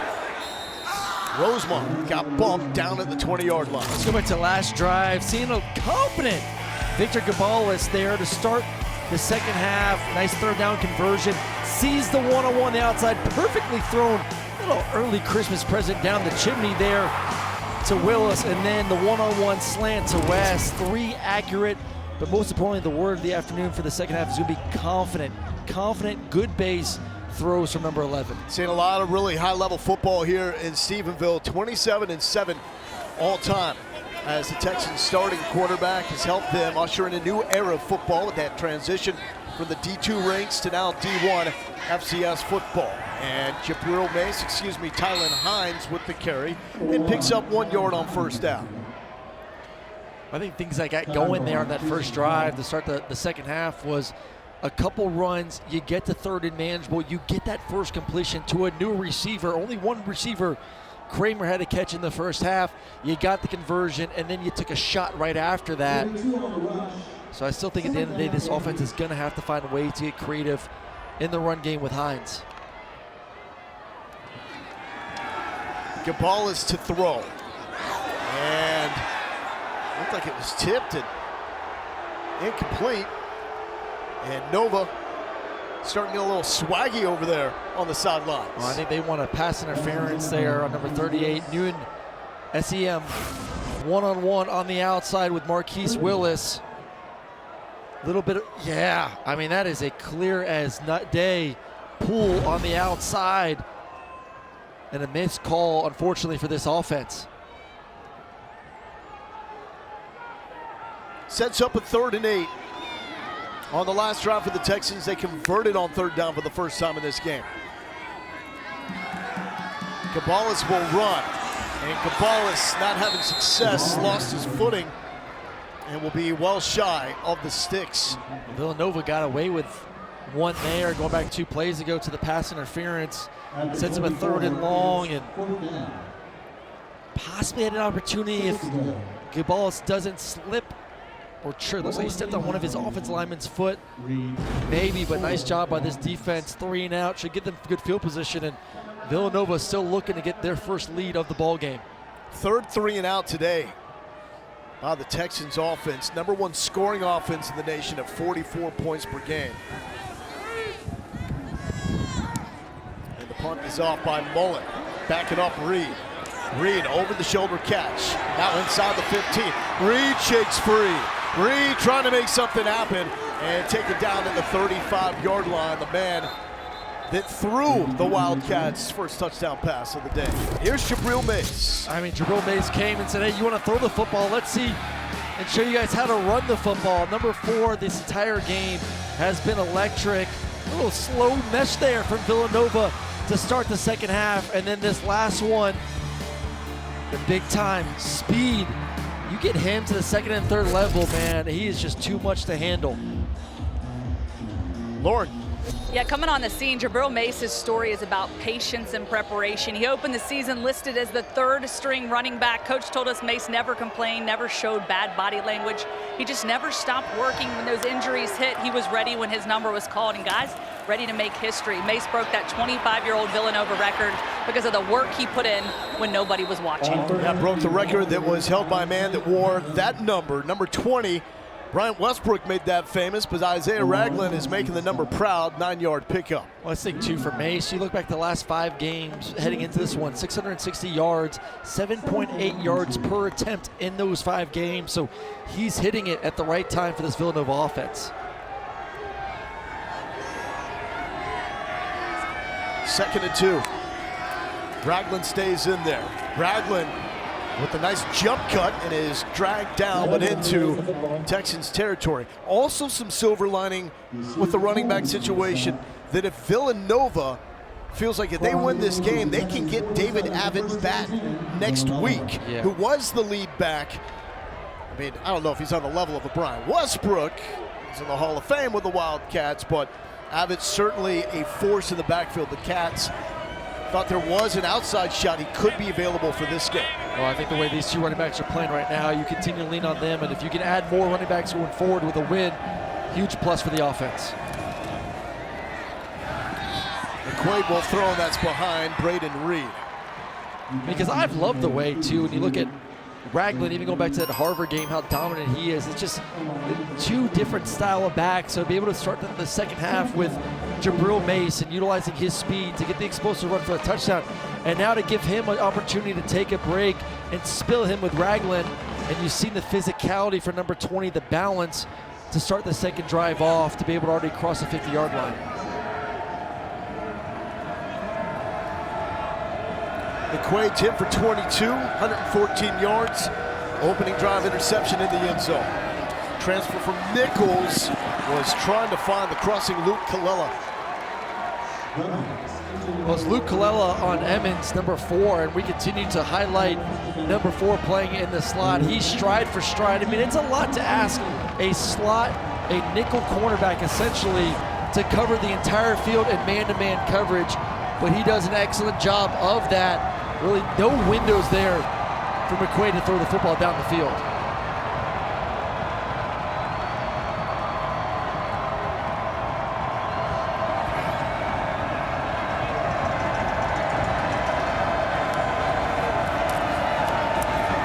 McQuaid to the sideline, batted down, nearly picked off by Jabari Hawkins, senior out of Missouri City, Texas. Well, they've done their film study. We saw early on in this game these deep out routes, these comeback routes. Colelli slips initially, but 5 is ready to go, sitting there at essentially the sticks, waiting for them to curl back to the inside, and Hawkins, the closest one to make a play. Nice job for this defense to answer the bell right now and get off the field. Here's the Nova punter that's your age, Aaron. Luke Larson, 33 years old, oldest player in D1. I don't even know how old you are, Aaron. Just took a guess there. 35. Happy birthday. Almost. Happy birthday, my man. Thank you. Back to Tarleton State when we return. Texans up by 2. Great environment here in Stephenville, Texas. It was an 11 a.m. kick, but they also have cheap hot dogs, cheap beer, huge game, second season of postseason eligibility on the FCS levels. They're in the quarterfinals. Smaller town, hunting season as well. So a lot to navigate, but those that have arrived here at Memorial Stadium, they have been loud. And a great scene for FCS football as there is a new window of opportunity with the 1 seed North Dakota State knocked out by Illinois State in a shocker last week. Here is Hines shaking, looking for more room, and Tylen Hines, not the biggest dude, but showing some toughness in the hole. Well, definitely showing a little physicality there, but he's just so shifty in when he gets past that first level wave of defenders.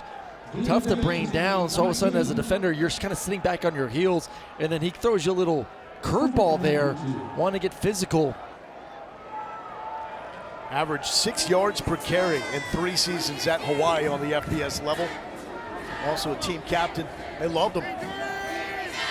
Found a new home here with the Texans, and back-to-back carries, and Hines will fall for it. That is good enough to pick up the first down.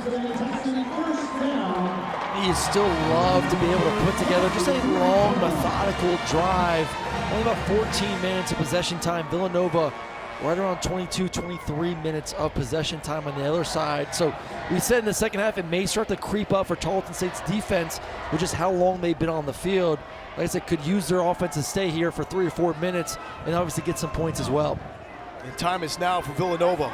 Don't want to get into a close game in the fourth quarter with the Texans. They are elite in the last quarter of play. Gabalis, and he was trying to find Trayvon West, who ends up drawing a flag. It's going to be on 36, Bostic. Same route they had for the touchdown, just an inside slant seam route. Number 36 of the defense. 10-yard penalty and an automatic first down. When you get beat to the inside, you don't want to give up a big play. Bam, hits it. You see the grab of the left arm of West. Like I said, the same exact route that he just had the touchdown on. Don't want to get beat twice in a row. It's a veteran Villanova defense at linebacker and on the line. However, they are young and inexperienced in the secondary. Bostic, redshirt freshman. Here it is West on the sweep, and West is met in a hurry by Shane Hartzell. Where's the green dot? He's the team captain. He was the one that rallied the team after losing to Monmouth 51-33 and said, we need to protect the brand. That was back-to-back losses. The one on the road in Happy Valley against Penn State, that made sense. The follow-up did not make sense. It is a proud brand with that Villanova V, and they have looked like a different team. 10 straight wins. Montana State, the only team with a longer active win streak after they beat Stephen F. Austin last night. Slow mesh, Gabalis. Gabalis cannot get away from Jason Hall, one of their top pass rushers, and just scratching the surface. Sophomore from Fall River, Massachusetts. They love him. Oh my goodness, do they love number 11. And this is the exact play that you expect from Jason Hall. Just a tenacious player, both on defense and on the special teams. Once again, everyone's covered downfield. Nowhere there for the quarterback. And number 11, who's more of a third down rusher, is able to get in the backfield to make the sack. Cabal is sacked for the third time by this Nova defense. 3rd and 14.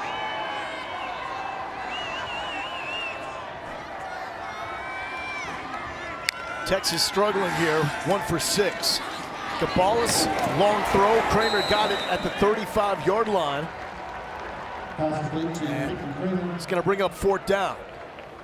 We were talking about during the break, Lowell. It just feels like Villanova is constantly right there. It feels like they're trying to take over the game, trying to get this lead, unable to do so. And now they're going to get another opportunity right now with their defense getting off the field. But you said it best, like this Tarleton State team defensively, or excuse me, a fourth quarter team, right now outscoring opponents 119-36. So this is the moment, this next drive for Villanova, to see if they can take a lead before the fourth quarter. Well, Villanova has a guy back there to return this punt that can flip this game. Won't have an opportunity here as Braden Reed calls for the fair catch. Lauren. Aaron, you talk about that moment, and Pat McQuaid, his road to Villanova hasn't been easy, and that's exactly why he's built for this. Kent State, then JUCO in Mississippi, far from home, then Nichols, a 4-8 season where he didn't play to his standard. He told me that year taught him how to lose, and not accepted. Now you see the growth, taking what the defense gives him, protecting the football, aside from that rare occurrence we saw earlier. Now you see that the adversity has really shaped the quarterback you're watching now on the field. Thanks, sis, and faced adversity early. This 10-game win streak for Nova. 20 touchdowns, 1 interception, but on the opening drive, threw an interception. He's come back strong. So is this man, Jabril Mace, but tripped up, nothing doing. Ty Rawls with the stop. Rawls was in the portal in the offseason, but decided to come back to Stephenville to start for this Texans defense. He feels like this is home. 39 takeaways on the season. They entered the week with 10 more than any other team in the FCS.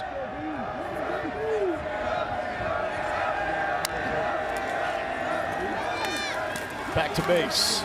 Mace working through the middle. Mace takes it to the 27-yard line. I really want to see Luke Colella heading into this game. 68 receptions, 942 yards, 8 touchdowns. He was their go-to guy and is their go-to guy. Has been quiet, has been bottled up in the slot. These are the moments right now, 3rd down. You have to locate number 1. It's been a battle between him and number 4, Emmons, for the majority of the afternoon. Your number 2 receiver.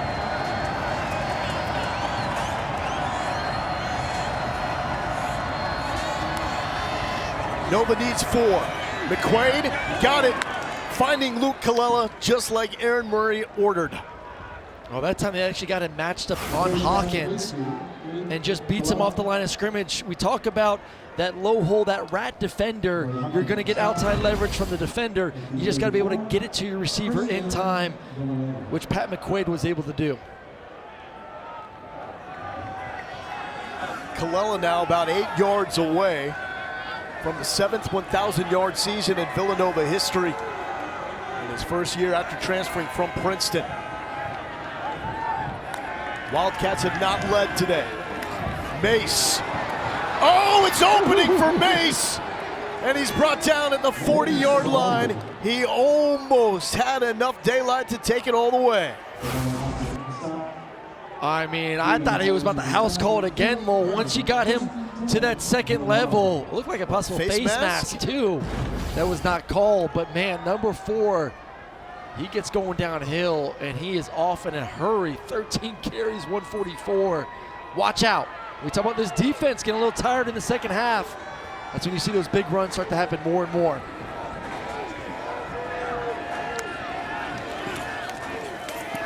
Back to Mace. And Mace tumbles forward with a modest gain. Going back, though, to that Villanova offensive line, the strength of this offense saw 5 multi-year starters at Villanova, and they are doing this without their preseason All-American Jake Picard at center. Big, imposing, athletic front for Villanova, starting to wear down that retooled Tarleton State defensive line. Felt like that had to get better. Both lines of scrimmage after a second-round loss in the playoffs last season. Here's Mace on the sweep, and Mace to the 31-yard line, brought down by Blake Smith. Really like the play design. You go back a week ago, and a lot of this offense utilized the left guard and left tackle to pull and go to the right. Last time, this pass play, they did just that. They pulled the left guard and left tackle, but instead of following, they're going the other way. So defense is following the offensive line. Running backs going the other way, able to get to this 3rd and 1 situation now.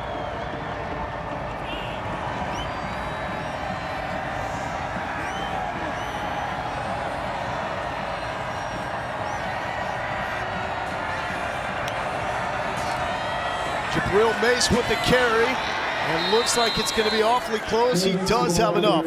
Jabril Mace picks up the 1st down. This offensive line really starting to wear down this defensive line, Lowell, and offensive line doing their thing, tight end doing their thing as well. Watch this side just completely shut down and push across the defensive end. Takes him for a ride past the hole, allows Jabril Mace to see it, put his helmet down, and get the first. Nice block on the outside by the tight end.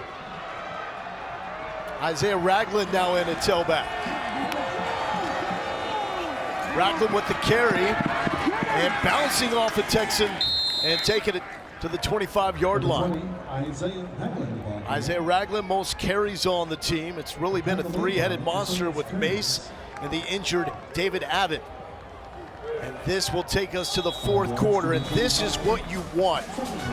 Opportunity to go to the FCS semifinals, and we got a 2-point game with Nova, the team that's down, driving. We're back here at Memorial Stadium with Coach Witten. Villanova poised to drive this one in. What is the answer for your football team here in the fourth quarter? Yeah, we got to make a big stop right here somehow, or at least hold them to a field goal and get the ball back and put something together offensively. Thanks, Coach. And it's the fourth quarter where Todd Witten's crew usually comes up with the stops. They've only allowed 36 points in the fourth quarter all season long. Villanova has yet to lead, trailed 14-0. It's Pat McQuaid, star quarterback, threw an opening drive touchdown, turnover in the end zone. And going back to the ground. Ragland, contact balance, Ragland to the 10-yard line. I mean, we're starting to see some heavy legs offensively. This offensive unit in the third quarter alone, 133 rush yards. This offensive line's moving bodies, but really the balance, the speed, and then the strength also from Ragland and Mace getting the job done.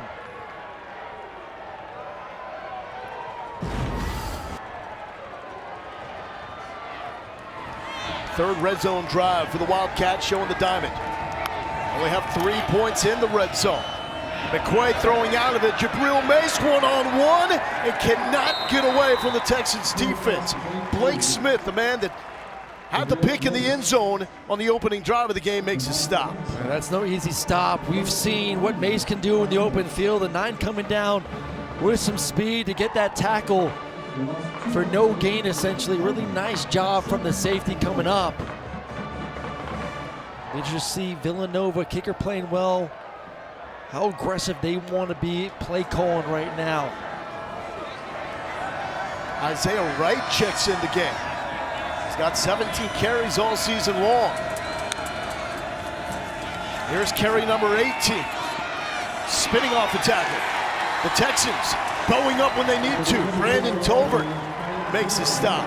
Well, Chisholm, too, number 92, does a nice job getting a free hand, forcing the running back to turn it back inside for essentially the support and heart of the defense. But this is what I'm talking about, the aggressiveness. Again, a quarterback, I think McQuaid, taking care of the football all year, has played well besides really that bonehead decision on the first drive. Do you let him take a shot if he finds a one-on-one? Listen to this crowd here in Stephenville.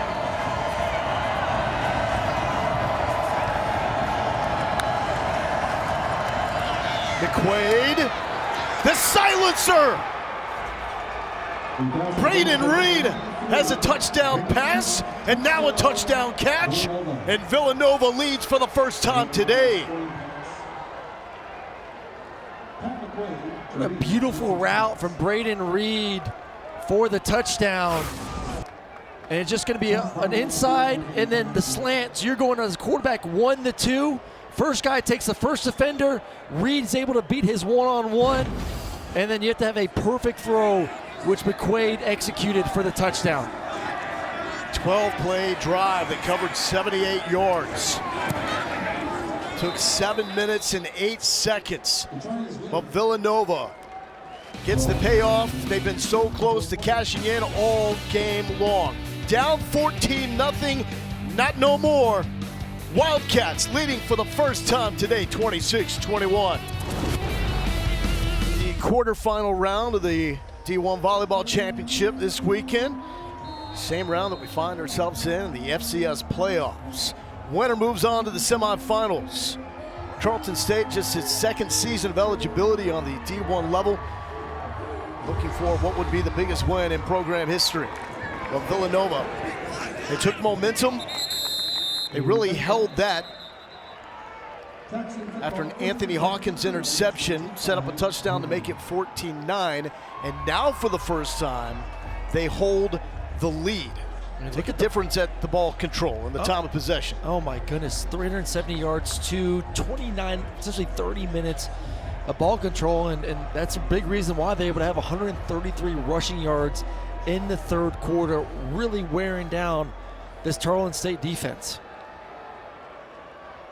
Victor Gabalis has opened both halves of football with a touchdown drive. Last two drives, however, for the Texans, punts. Going back to the ground game. Hines somehow slips through. There is a flag in the backfield. Hines is going to scoot, looking for the sideline, looking for the end zone, and if it stands, a 75-yard touchdown. But from the body language of Victor Gabalis in the backfield, this thing is coming back. Holding number 88 of the offense, 10-yard penalty. Still first down. That's on the tight end, Dawson Hearn. And Hines is this is a great job of essentially utilizing the fact that he's 5'7" and hiding behind the offensive line. And this is the problem when he bounces to the outside, that left hand, and I don't even think 44 could have made a play on it, but enough grab of the jersey right there between the fours to catch the attention of the refs to get the holding call.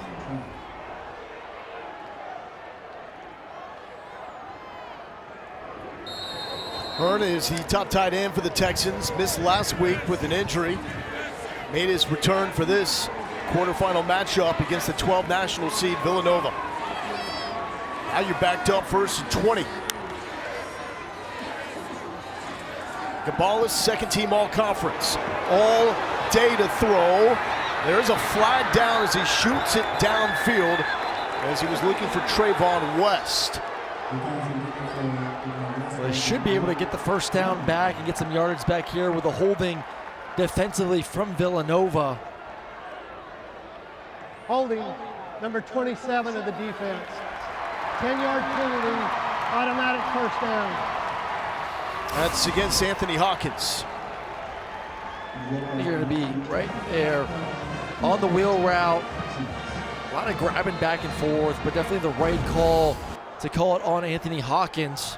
Safety with an interception early on in the ball game. And that was the interception that really turned this game around. It was 14-3. Hawkins got the pick 3 plays later.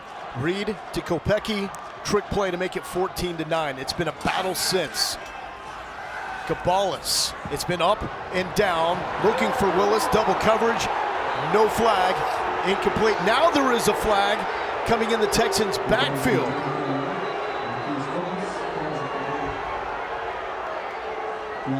It was a late flag after. Personal foul, roughing the passer, number 32 of the defense. 15-yard penalty, automatic first down. And that's Amari Bursey. Yeah, you extend the arms like that, we'll get that call. Oh, soft. I hate these calls on defenders nowadays, but maybe a tad bit late there from Bursey, extending those hands to push the quarterback down. I did like the no call defensively, though, and everyone's upset. New number 38, the cornerback, a little grabby on Willis, but not enough to throw the flag.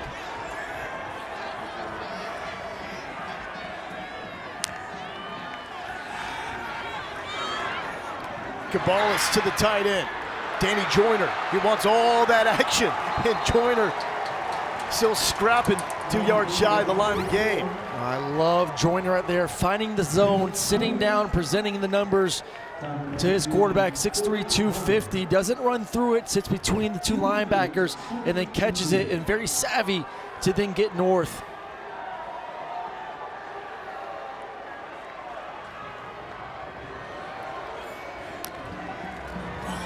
Tylen Hines the carry. Hines slipped 1, slips 2, lowers the shoulder.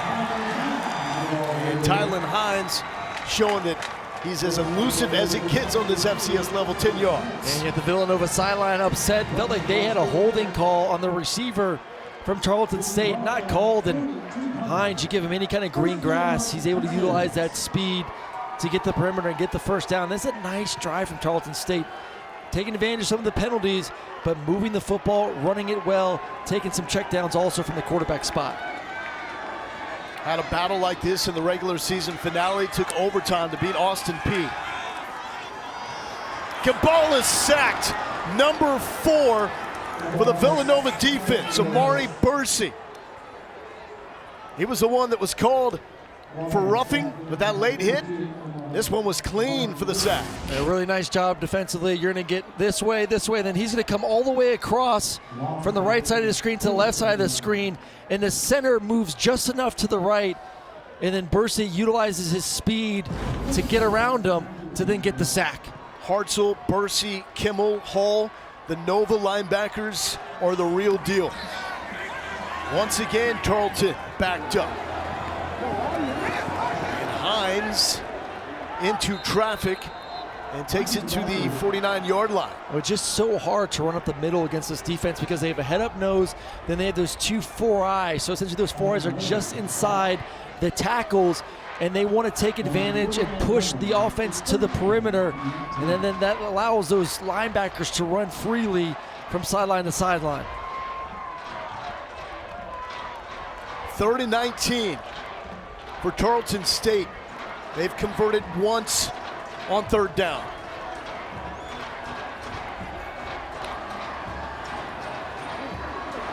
And Cabales had an open man, but off the mark to Tylen Hines.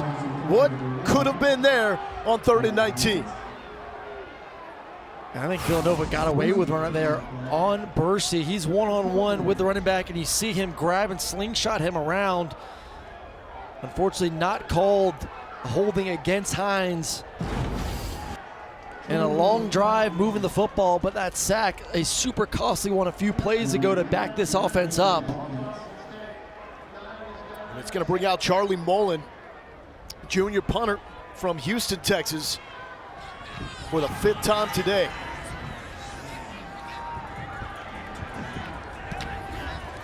Will Reed get an opportunity? Calls for the fair catch at the 15-yard line, where Villanova will come out protecting a 5-point lead, under 10 minutes left. Winner goes on to the FCS semifinals. Down to 7 teams left, all contending for the FCS national title. This is the 12th national seed, Villanova, now with the lead over the 4 seed, Tarleton State. Winner here advances to the semifinals to take on the winner of Illinois State and UC Davis. Montana State punched a ticket to the semifinals last night with a win against Stephen F. Austin. Man, the Jacks made that one interesting. And then later on ABC, Montana Grizz, one of the best scenes in all of college football. And the Texans decide we're going to start popping pads. A.J. Owens with the stop on 1st down. A.J. Owens, high IQ player, and he's on his coaching staff. I feel like he can play all the positions, just how much he understands the defense and what each position essentially has to do. Coming up, making a big-time play, and I think this defense you're going to see will be ultra-aggressive on this possession, knowing that, Villanova just wants to run the football and continue to bleed clock. McQuaid wide open for him to run. He's going to peek to the sideline and scamper there at about the 27-yard line. Don't go to sleep on the running ability of Pat McQuaid. Well, you're going to read the defensive end as a quarterback, and if his shoulders get turned down the line of scrimmage, there is no one left for the quarterback. Perfect timing for QB1 to pull it and run and get a nice little scamper for a 1st down.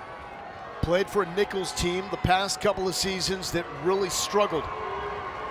10-13 in 2 seasons. Showing he's got moxie and some winning DNA, though, the way he's handled this his 1st season with Nova. McQuaid one-on-one for Kalala! He holds it in! Luke Kalala! Goodness gracious. And catch it one-handed too. And listen, we said this defense is going to be ultra-aggressive, so offensively, you know you can take some one-on-one shots down the field. A lot of hand grabbing and pushing back and forth. And Kalala, the #1 receiver, makes the big-time catch. And goes over 1,000 yards on the season with that grab. 8:13 left. Wildcats were down 14-0. McQuaid, off the fingertips of Braden Reed. And with this Tarleton State defense on a tread lightly, Ty Rawls thinking pick 6 there. Lauren. Aaron, you said you wanted to see more Colella. Well, you got him. Pat and Luke built chemistry before Luke ever arrived on campus. Pat would stop at Luke's high school on his drive home, and they'd grab Chipotle, then Pat would head back to Cleveland. Pat said there is just this natural connection there, this trust, and Luke understands what we're trying to do. He knows what I like and where he needs to be.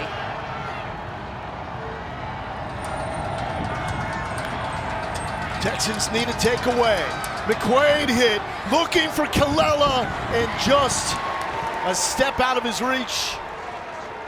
Need a more Chipotle. Listen, they moved in together, they're roommates. And just a little bit too far for Colella to make a play on the football. Now I would say, man, you got a kicker that's playing well right now. Can you get 7 to 10 yards? Obviously, you get 10, you get the first down, you're feeling great about it. Where is number 1? He is your go-to guy. He's matched up once again in the slot. 4-man rush. McQuaid, a confident throw to the freshman, but out of the reach of Braden Reed. And had him too. Reed, really nice stair step on the route. Able to then get vertical, break it across friendly, and that's one McQuaid has hit a few times in this ball game. Would have been a great get the first down, move into field goal range as well. Now Luke Larson comes on to try to pin the Tarleton State offense. Transfer from ECU.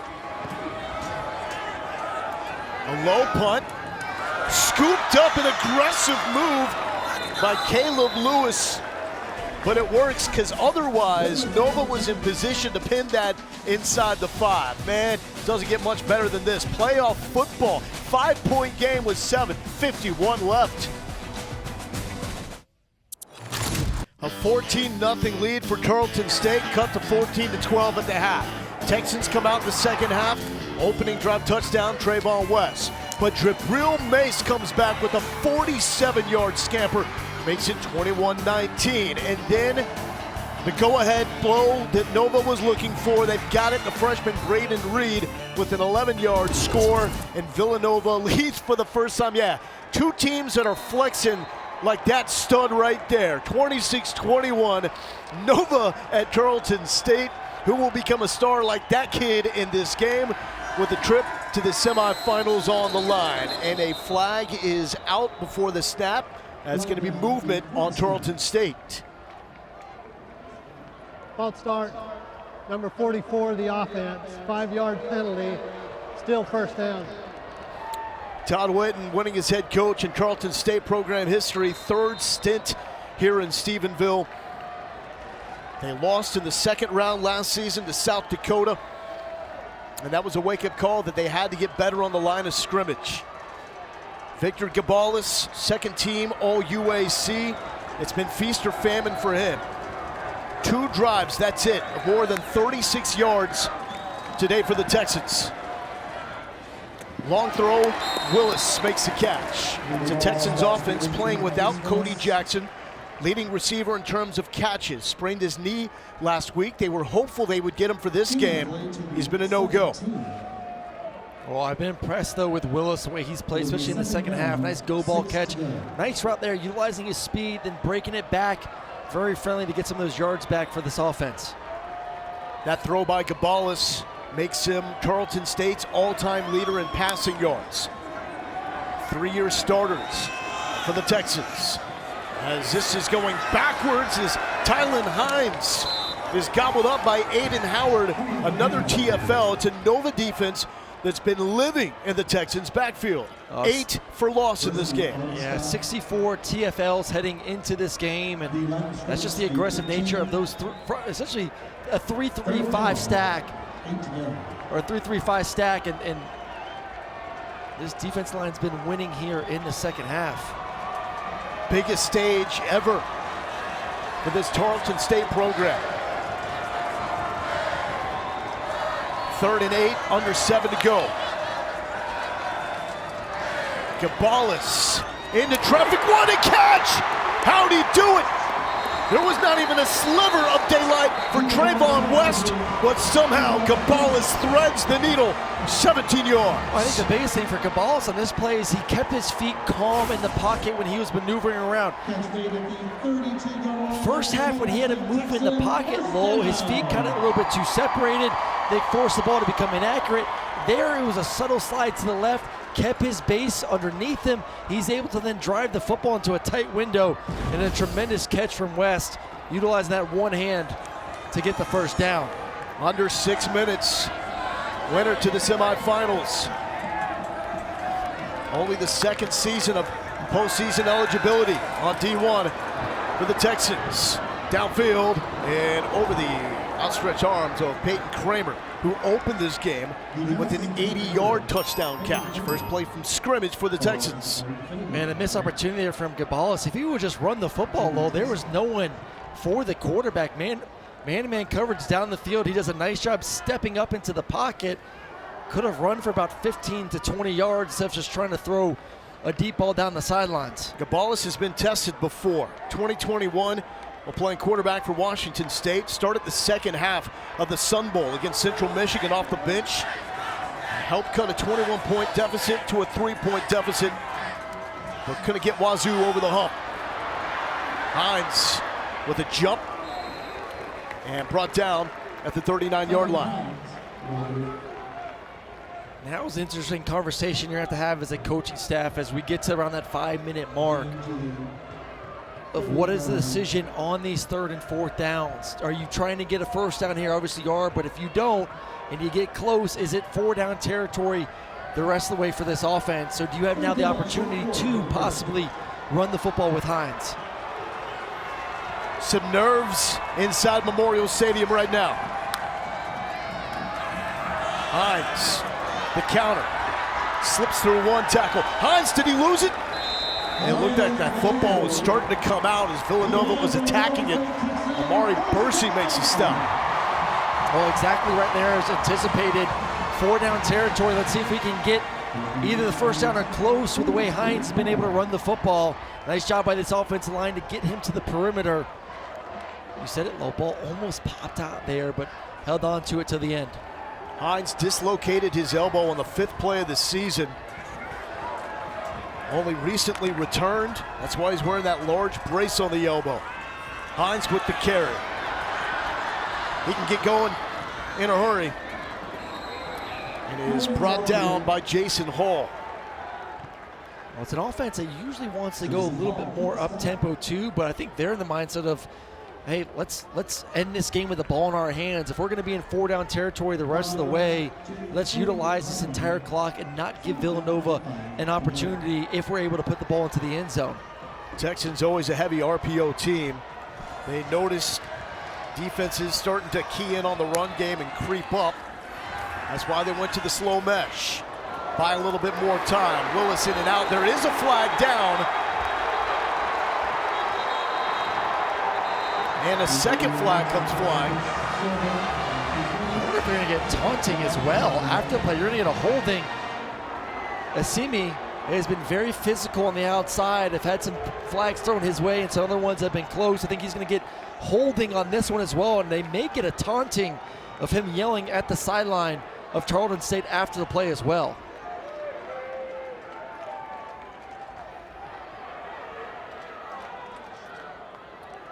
So it was Newton, SEM in coverage. There are 2 fouls on the play, holding number 38 of the defense. That's a 10-yard penalty.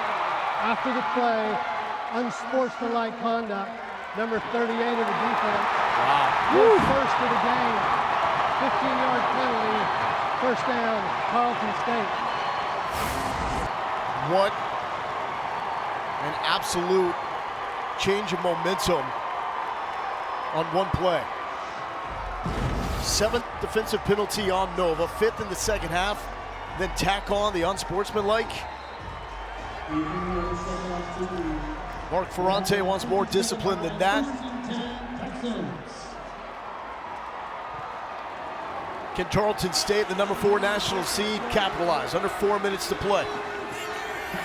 They've led for most of the game. Hines trying to slow play this one, and he will not be able to get away from Amari Bursey, who has been an absolute wrecking ball for Villanova. Well, I thought Bursey was a wrecking ball a week ago too, and there's always the discussion of Hartzell, and obviously Hartzell's an absolute stud at the linebacker position, but Bursey really, watching the tape, jumped off to me with his size, his speed.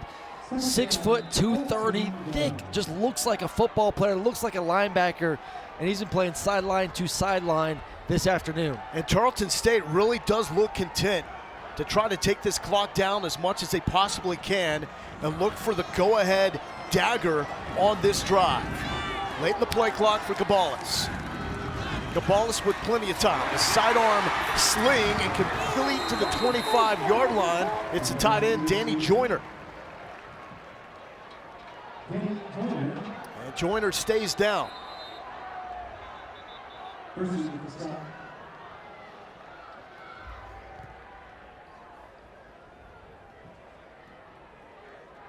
Take a couple looks at this one. Nice catch. Just going to run a shallow cross. Stays on the move.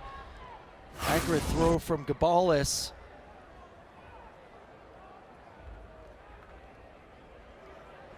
And just that last hit there. Who's that from? Ooh, number 11 comes in there like a rocket. There's Jason Hall. Good to see Joyner, tough kid, getting up, walking off the field.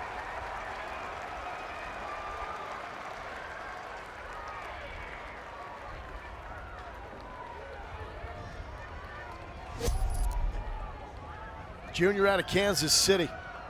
This is a tight-knit team here at Tarleton State. Galvanized their cause, going on the road to West Point and beating Army in a shocking upset earlier this season. Well, Gabalis has been way more of what we've seen this season. Been really good. They've been really good on third down as well on this drive. Obviously 4-down territory right now. Don't got to get all 8 yards on this next play. Rocky start to the season for the Villanova defense. They have reversed their fortunes down the stretch, especially in these FCS playoffs. Gabalis pressure in his face, and there's a hold, and the flag comes out late. But it was definitely some contact there between Zamir Dawood. I think it was West on the bottom of your screen there. That's going to... Holding number 2 of the defense. 10-yard penalty, automatic first down. I think a clear call too. As soon as the quarterback sees that backside safety go to the middle of the field, he knows he's going to go to his one-on-one. And I mean, a ton of jersey being grabbed by Dawood on the outside against West. 35 penalty yards in all by Villanova on this drive.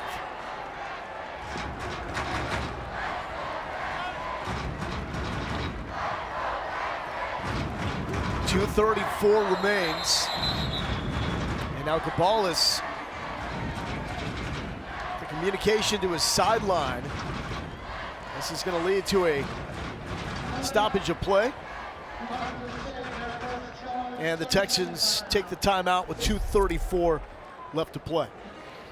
The FCS playoffs continue with semifinal action next Saturday on ABC and ESPN2. For more information, visit NCAA.com, the home for all NCAA championships.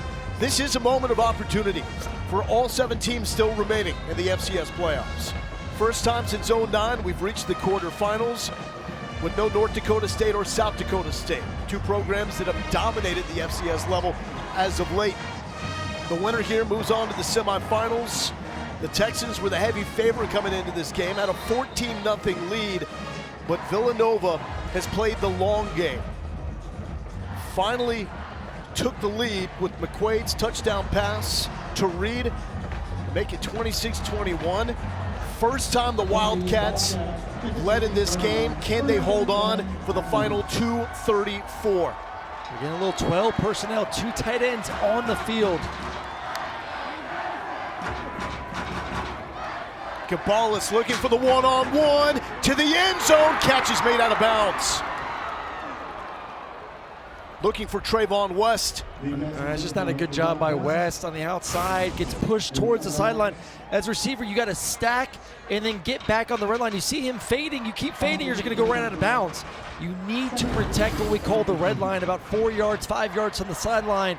Fight to stay on it and let the quarterback then fade you out of bounds.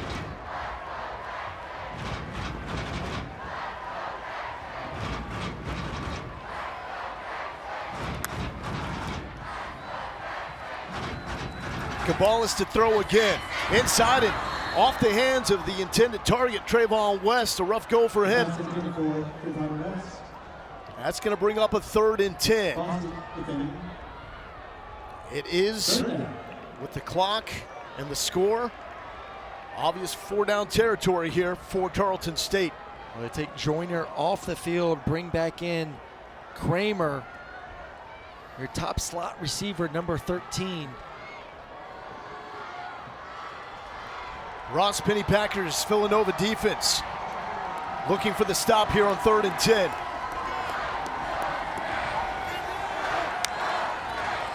Gabalis takes a snap, pressure in his face. Hall slipped, Gabalis rolling. Now Gabalis will run and drilled out of bounds, annihilated by Obinna Wabodo. And it's 4th down. Well, Hearn's wide open, and he's looking. Gabalis is looking right at him in the flat. He's looking to the left side, so watch. We pause it right now. He's wide open, and he's looking left direction. You throw it to him, he has an opportunity to catch it, get into the end zone. He's working from left to right, completely missed his tight end for a possible go-ahead touchdown. And that takes us to the 2-minute timeout. Electricity, anxiety, and everything in between. Spot in the FCS semifinals on the line when we return. 4th and 6 for Tarleton State. A legacy-type moment for Victor Gabalis. 4th and 6, 2 minutes left. His Texans down by 5. A 3-year starter takes a snap. Gabalis flushed. He's got plenty of room on the left side. Throws! Caught! Touchdown! Texans take the lead. Trayvon West. 3rd time is a charm.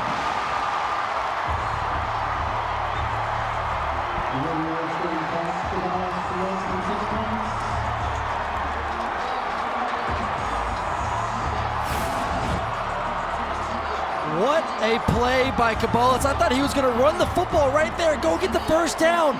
Sees it, and does he get the feet in? Catch. Left foot is no. No, it does not go down. How does it not go down? I don't think it touched. I don't think the left toe touched. I think it was coming down. The defender pushes him out of bounds, Lowell. So we have now officially gone to the review, and we see Mark Ferrente just shaking his head like, that's not a catch. It looked like the left toe of West was going to hit the turf in the back of the end zone for the go-ahead touchdown. And then we'll get a number on the defender. Looks like 36, Bostic Jr. is able to push him just before the toe is able to hit inbounds in the end zone. I think that previous view is the best look we're going to get. First foot that seems to hit the turf is the right foot, out of bounds, unfortunately, for West. Is that indisputable for you? It is for me. It doesn't look like that thing comes down. It does not look like it comes down. Ruled a catch on the field. Pause it now. It does not get down. What a effort play by everyone involved. But DeMille Bostic Jr., number 36, able to get enough of the receiver to knock him out of bounds. Talk about pressure. Talking about a Villanova defense that's led by multiple 6-year players. Yet it's a redshirt freshman, Nabil Bostic, that may have just saved the season. Now they are showing the replay on the video board here, and it's gone back and forth between Villanova responding like it's an incomplete pass and Hope on the Texas sideline with their reaction that it is a complete pass as it was called on the field. And this is a call that could determine the outcome of this game. 1:52 remains. If it is an incomplete pass, Texans will have the Wildcats backed up with 2 timeouts available. And let's get the call. After reviewing the play, the catch was controlled, but the first foot, the right foot, was out of bounds. It's an incomplete pass. It will be Villanova's ball, 1st and 10 at the 11-yard line. Well, we know it's a heartbreaking moment for that young man, Trayvon West. Gave it his all, but could not get the foot down before sailing out of bounds. Like I said, incredible effort play by everyone on both sides there, offensively and defensively. And now the Texans have 2 timeouts, minute 52. We know this offense is explosive, but you got to get off the field. See the Texans try to punch at the football here. 39 takeaways, by far the most in the FCS. They picked off McQuaid once today. That's going backwards as Mace is dropped for a loss by A.J. Owens. And Owens is coming up with the football, but the officials want it back. Said you didn't quite earn that rock.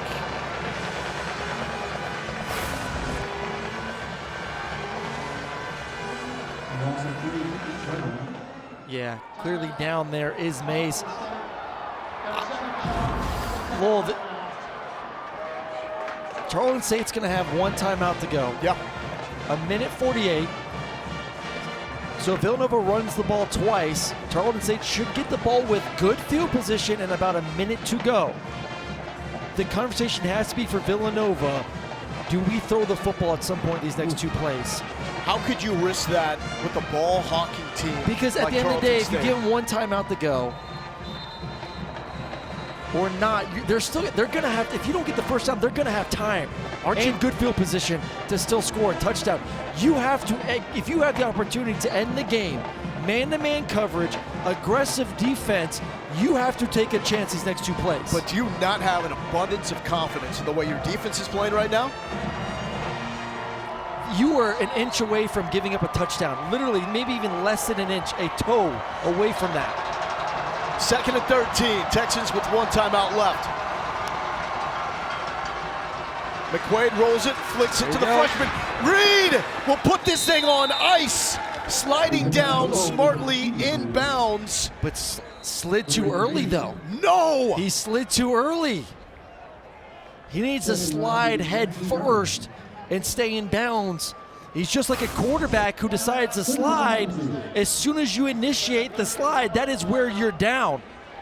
So yes, he initiated it about the 19-yard line is when he went down or started to give himself up, which is short of the line to gain for the first down. So this ain't over. So that looked like a headsy play by the freshman that ultimately turns into a freshman mistake. Ooh, man, that is a great learning moment right there. That's teaching tape for coaches across America of, if you're gonna give yourself up, make sure you're past the line to gain, and if not, dive forward or go take on contact and stay in bounds. So now, what's the approach here for Villanova? I think now that it's 3rd and 2, I mean, I love that last play call. Safe, have the ability to get to the edge. They've utilized it since the first quarter. It's worked out nicely. Maybe give your quarterback some sort of zone read or triple option play, just like you had where you can hand it off to May still. And if not, quarterback is able to run it, McQuaid can run it or toss it as well. Well, the Texans have an opportunity to get the football back. Comes down to this play, 3rd and 2.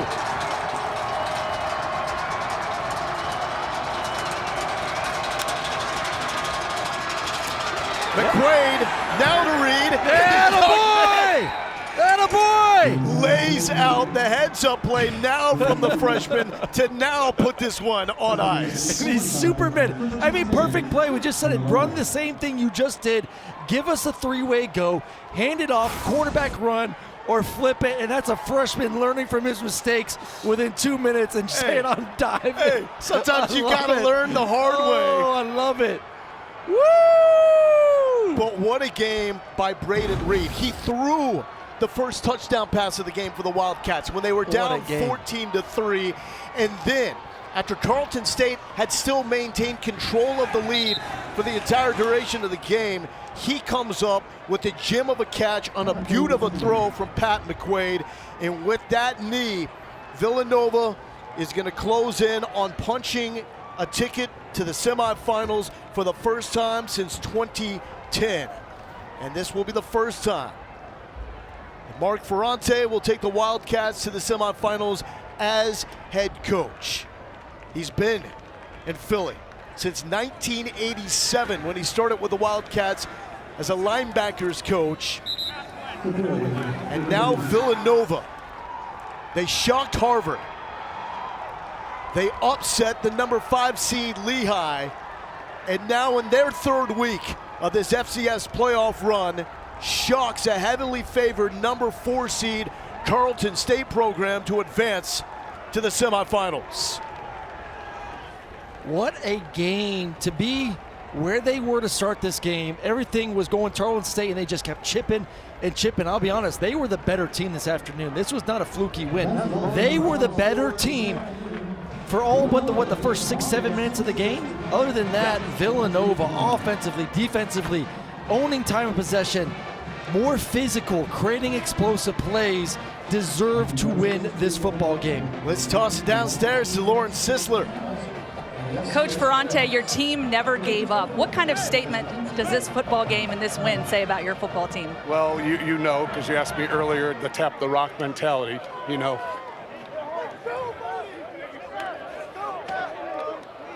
Let it out, Coach. Yeah, Coach. Yeah. Go, Coach. You know, be resilient, persevere no matter what's happening, and our guys do that. So, I'm really proud of this group. Perseverance, toughness, grittiness.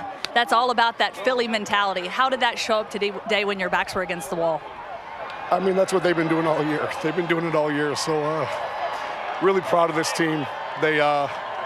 We probably had some teams in past years with a little more talent across the board, but these guys have been as together as I've ever seen. The locker room's super tight. They break down on family all the time, and they believe it. So, real excited about these guys. Now please rise for the playing of the And Pat McQuaid, your quarterback, that early interception never shook him. He never looked in the rearview mirror. How confident are you in him to continue carrying this team in this playoff run? Yeah, he's our guy. He's like having a coach out there. I've said that before. And his personality, he's pretty fiery, but he doesn't let those things bother him. So he's a true leader, and just glad he's on our team. All right, Coach, what do you tell those guys now as you head back into the locker room? We get to practice 3 more days next week, so we're looking forward to it. Enjoy this one. Thank you, Coach. Thanks so much. Appreciate you. Lowell? Villanova, a team that lost to Penn State 52-6, then got shocked by Monmouth 51-33. After that loss, Shane Hartzell, defensive captain, brought the team together and said, we must protect the brand. And boy, had they done that. 11 straight wins. Only Montana State with a longer active winning streak in the FCS. And Montana State and Villanova are the 2 teams that have advanced to the semifinals. Nova will now sit back and watch Illinois State and UC Davis. If Illinois State wins that game, Nova will host in Philly. If UC Davis wins that game, Wildcats go into Cali. But remarkable, Aaron, to consider they're facing the number 1 scoring offense in America, and they trailed 14-0 and still came back to get the win. This is a defensive team. They've done it the entire playoffs, led with defense, the run game, and a quarterback that has been gutsy throughout the season as well. Can't wait to see what Villanova can do next weekend. Came down to the play, Demille Bostic forcing Trayvon West out of bounds to seal the dub for Villanova. 26-21 Wildcats to the semifinals. Kevin Connors, all you, man.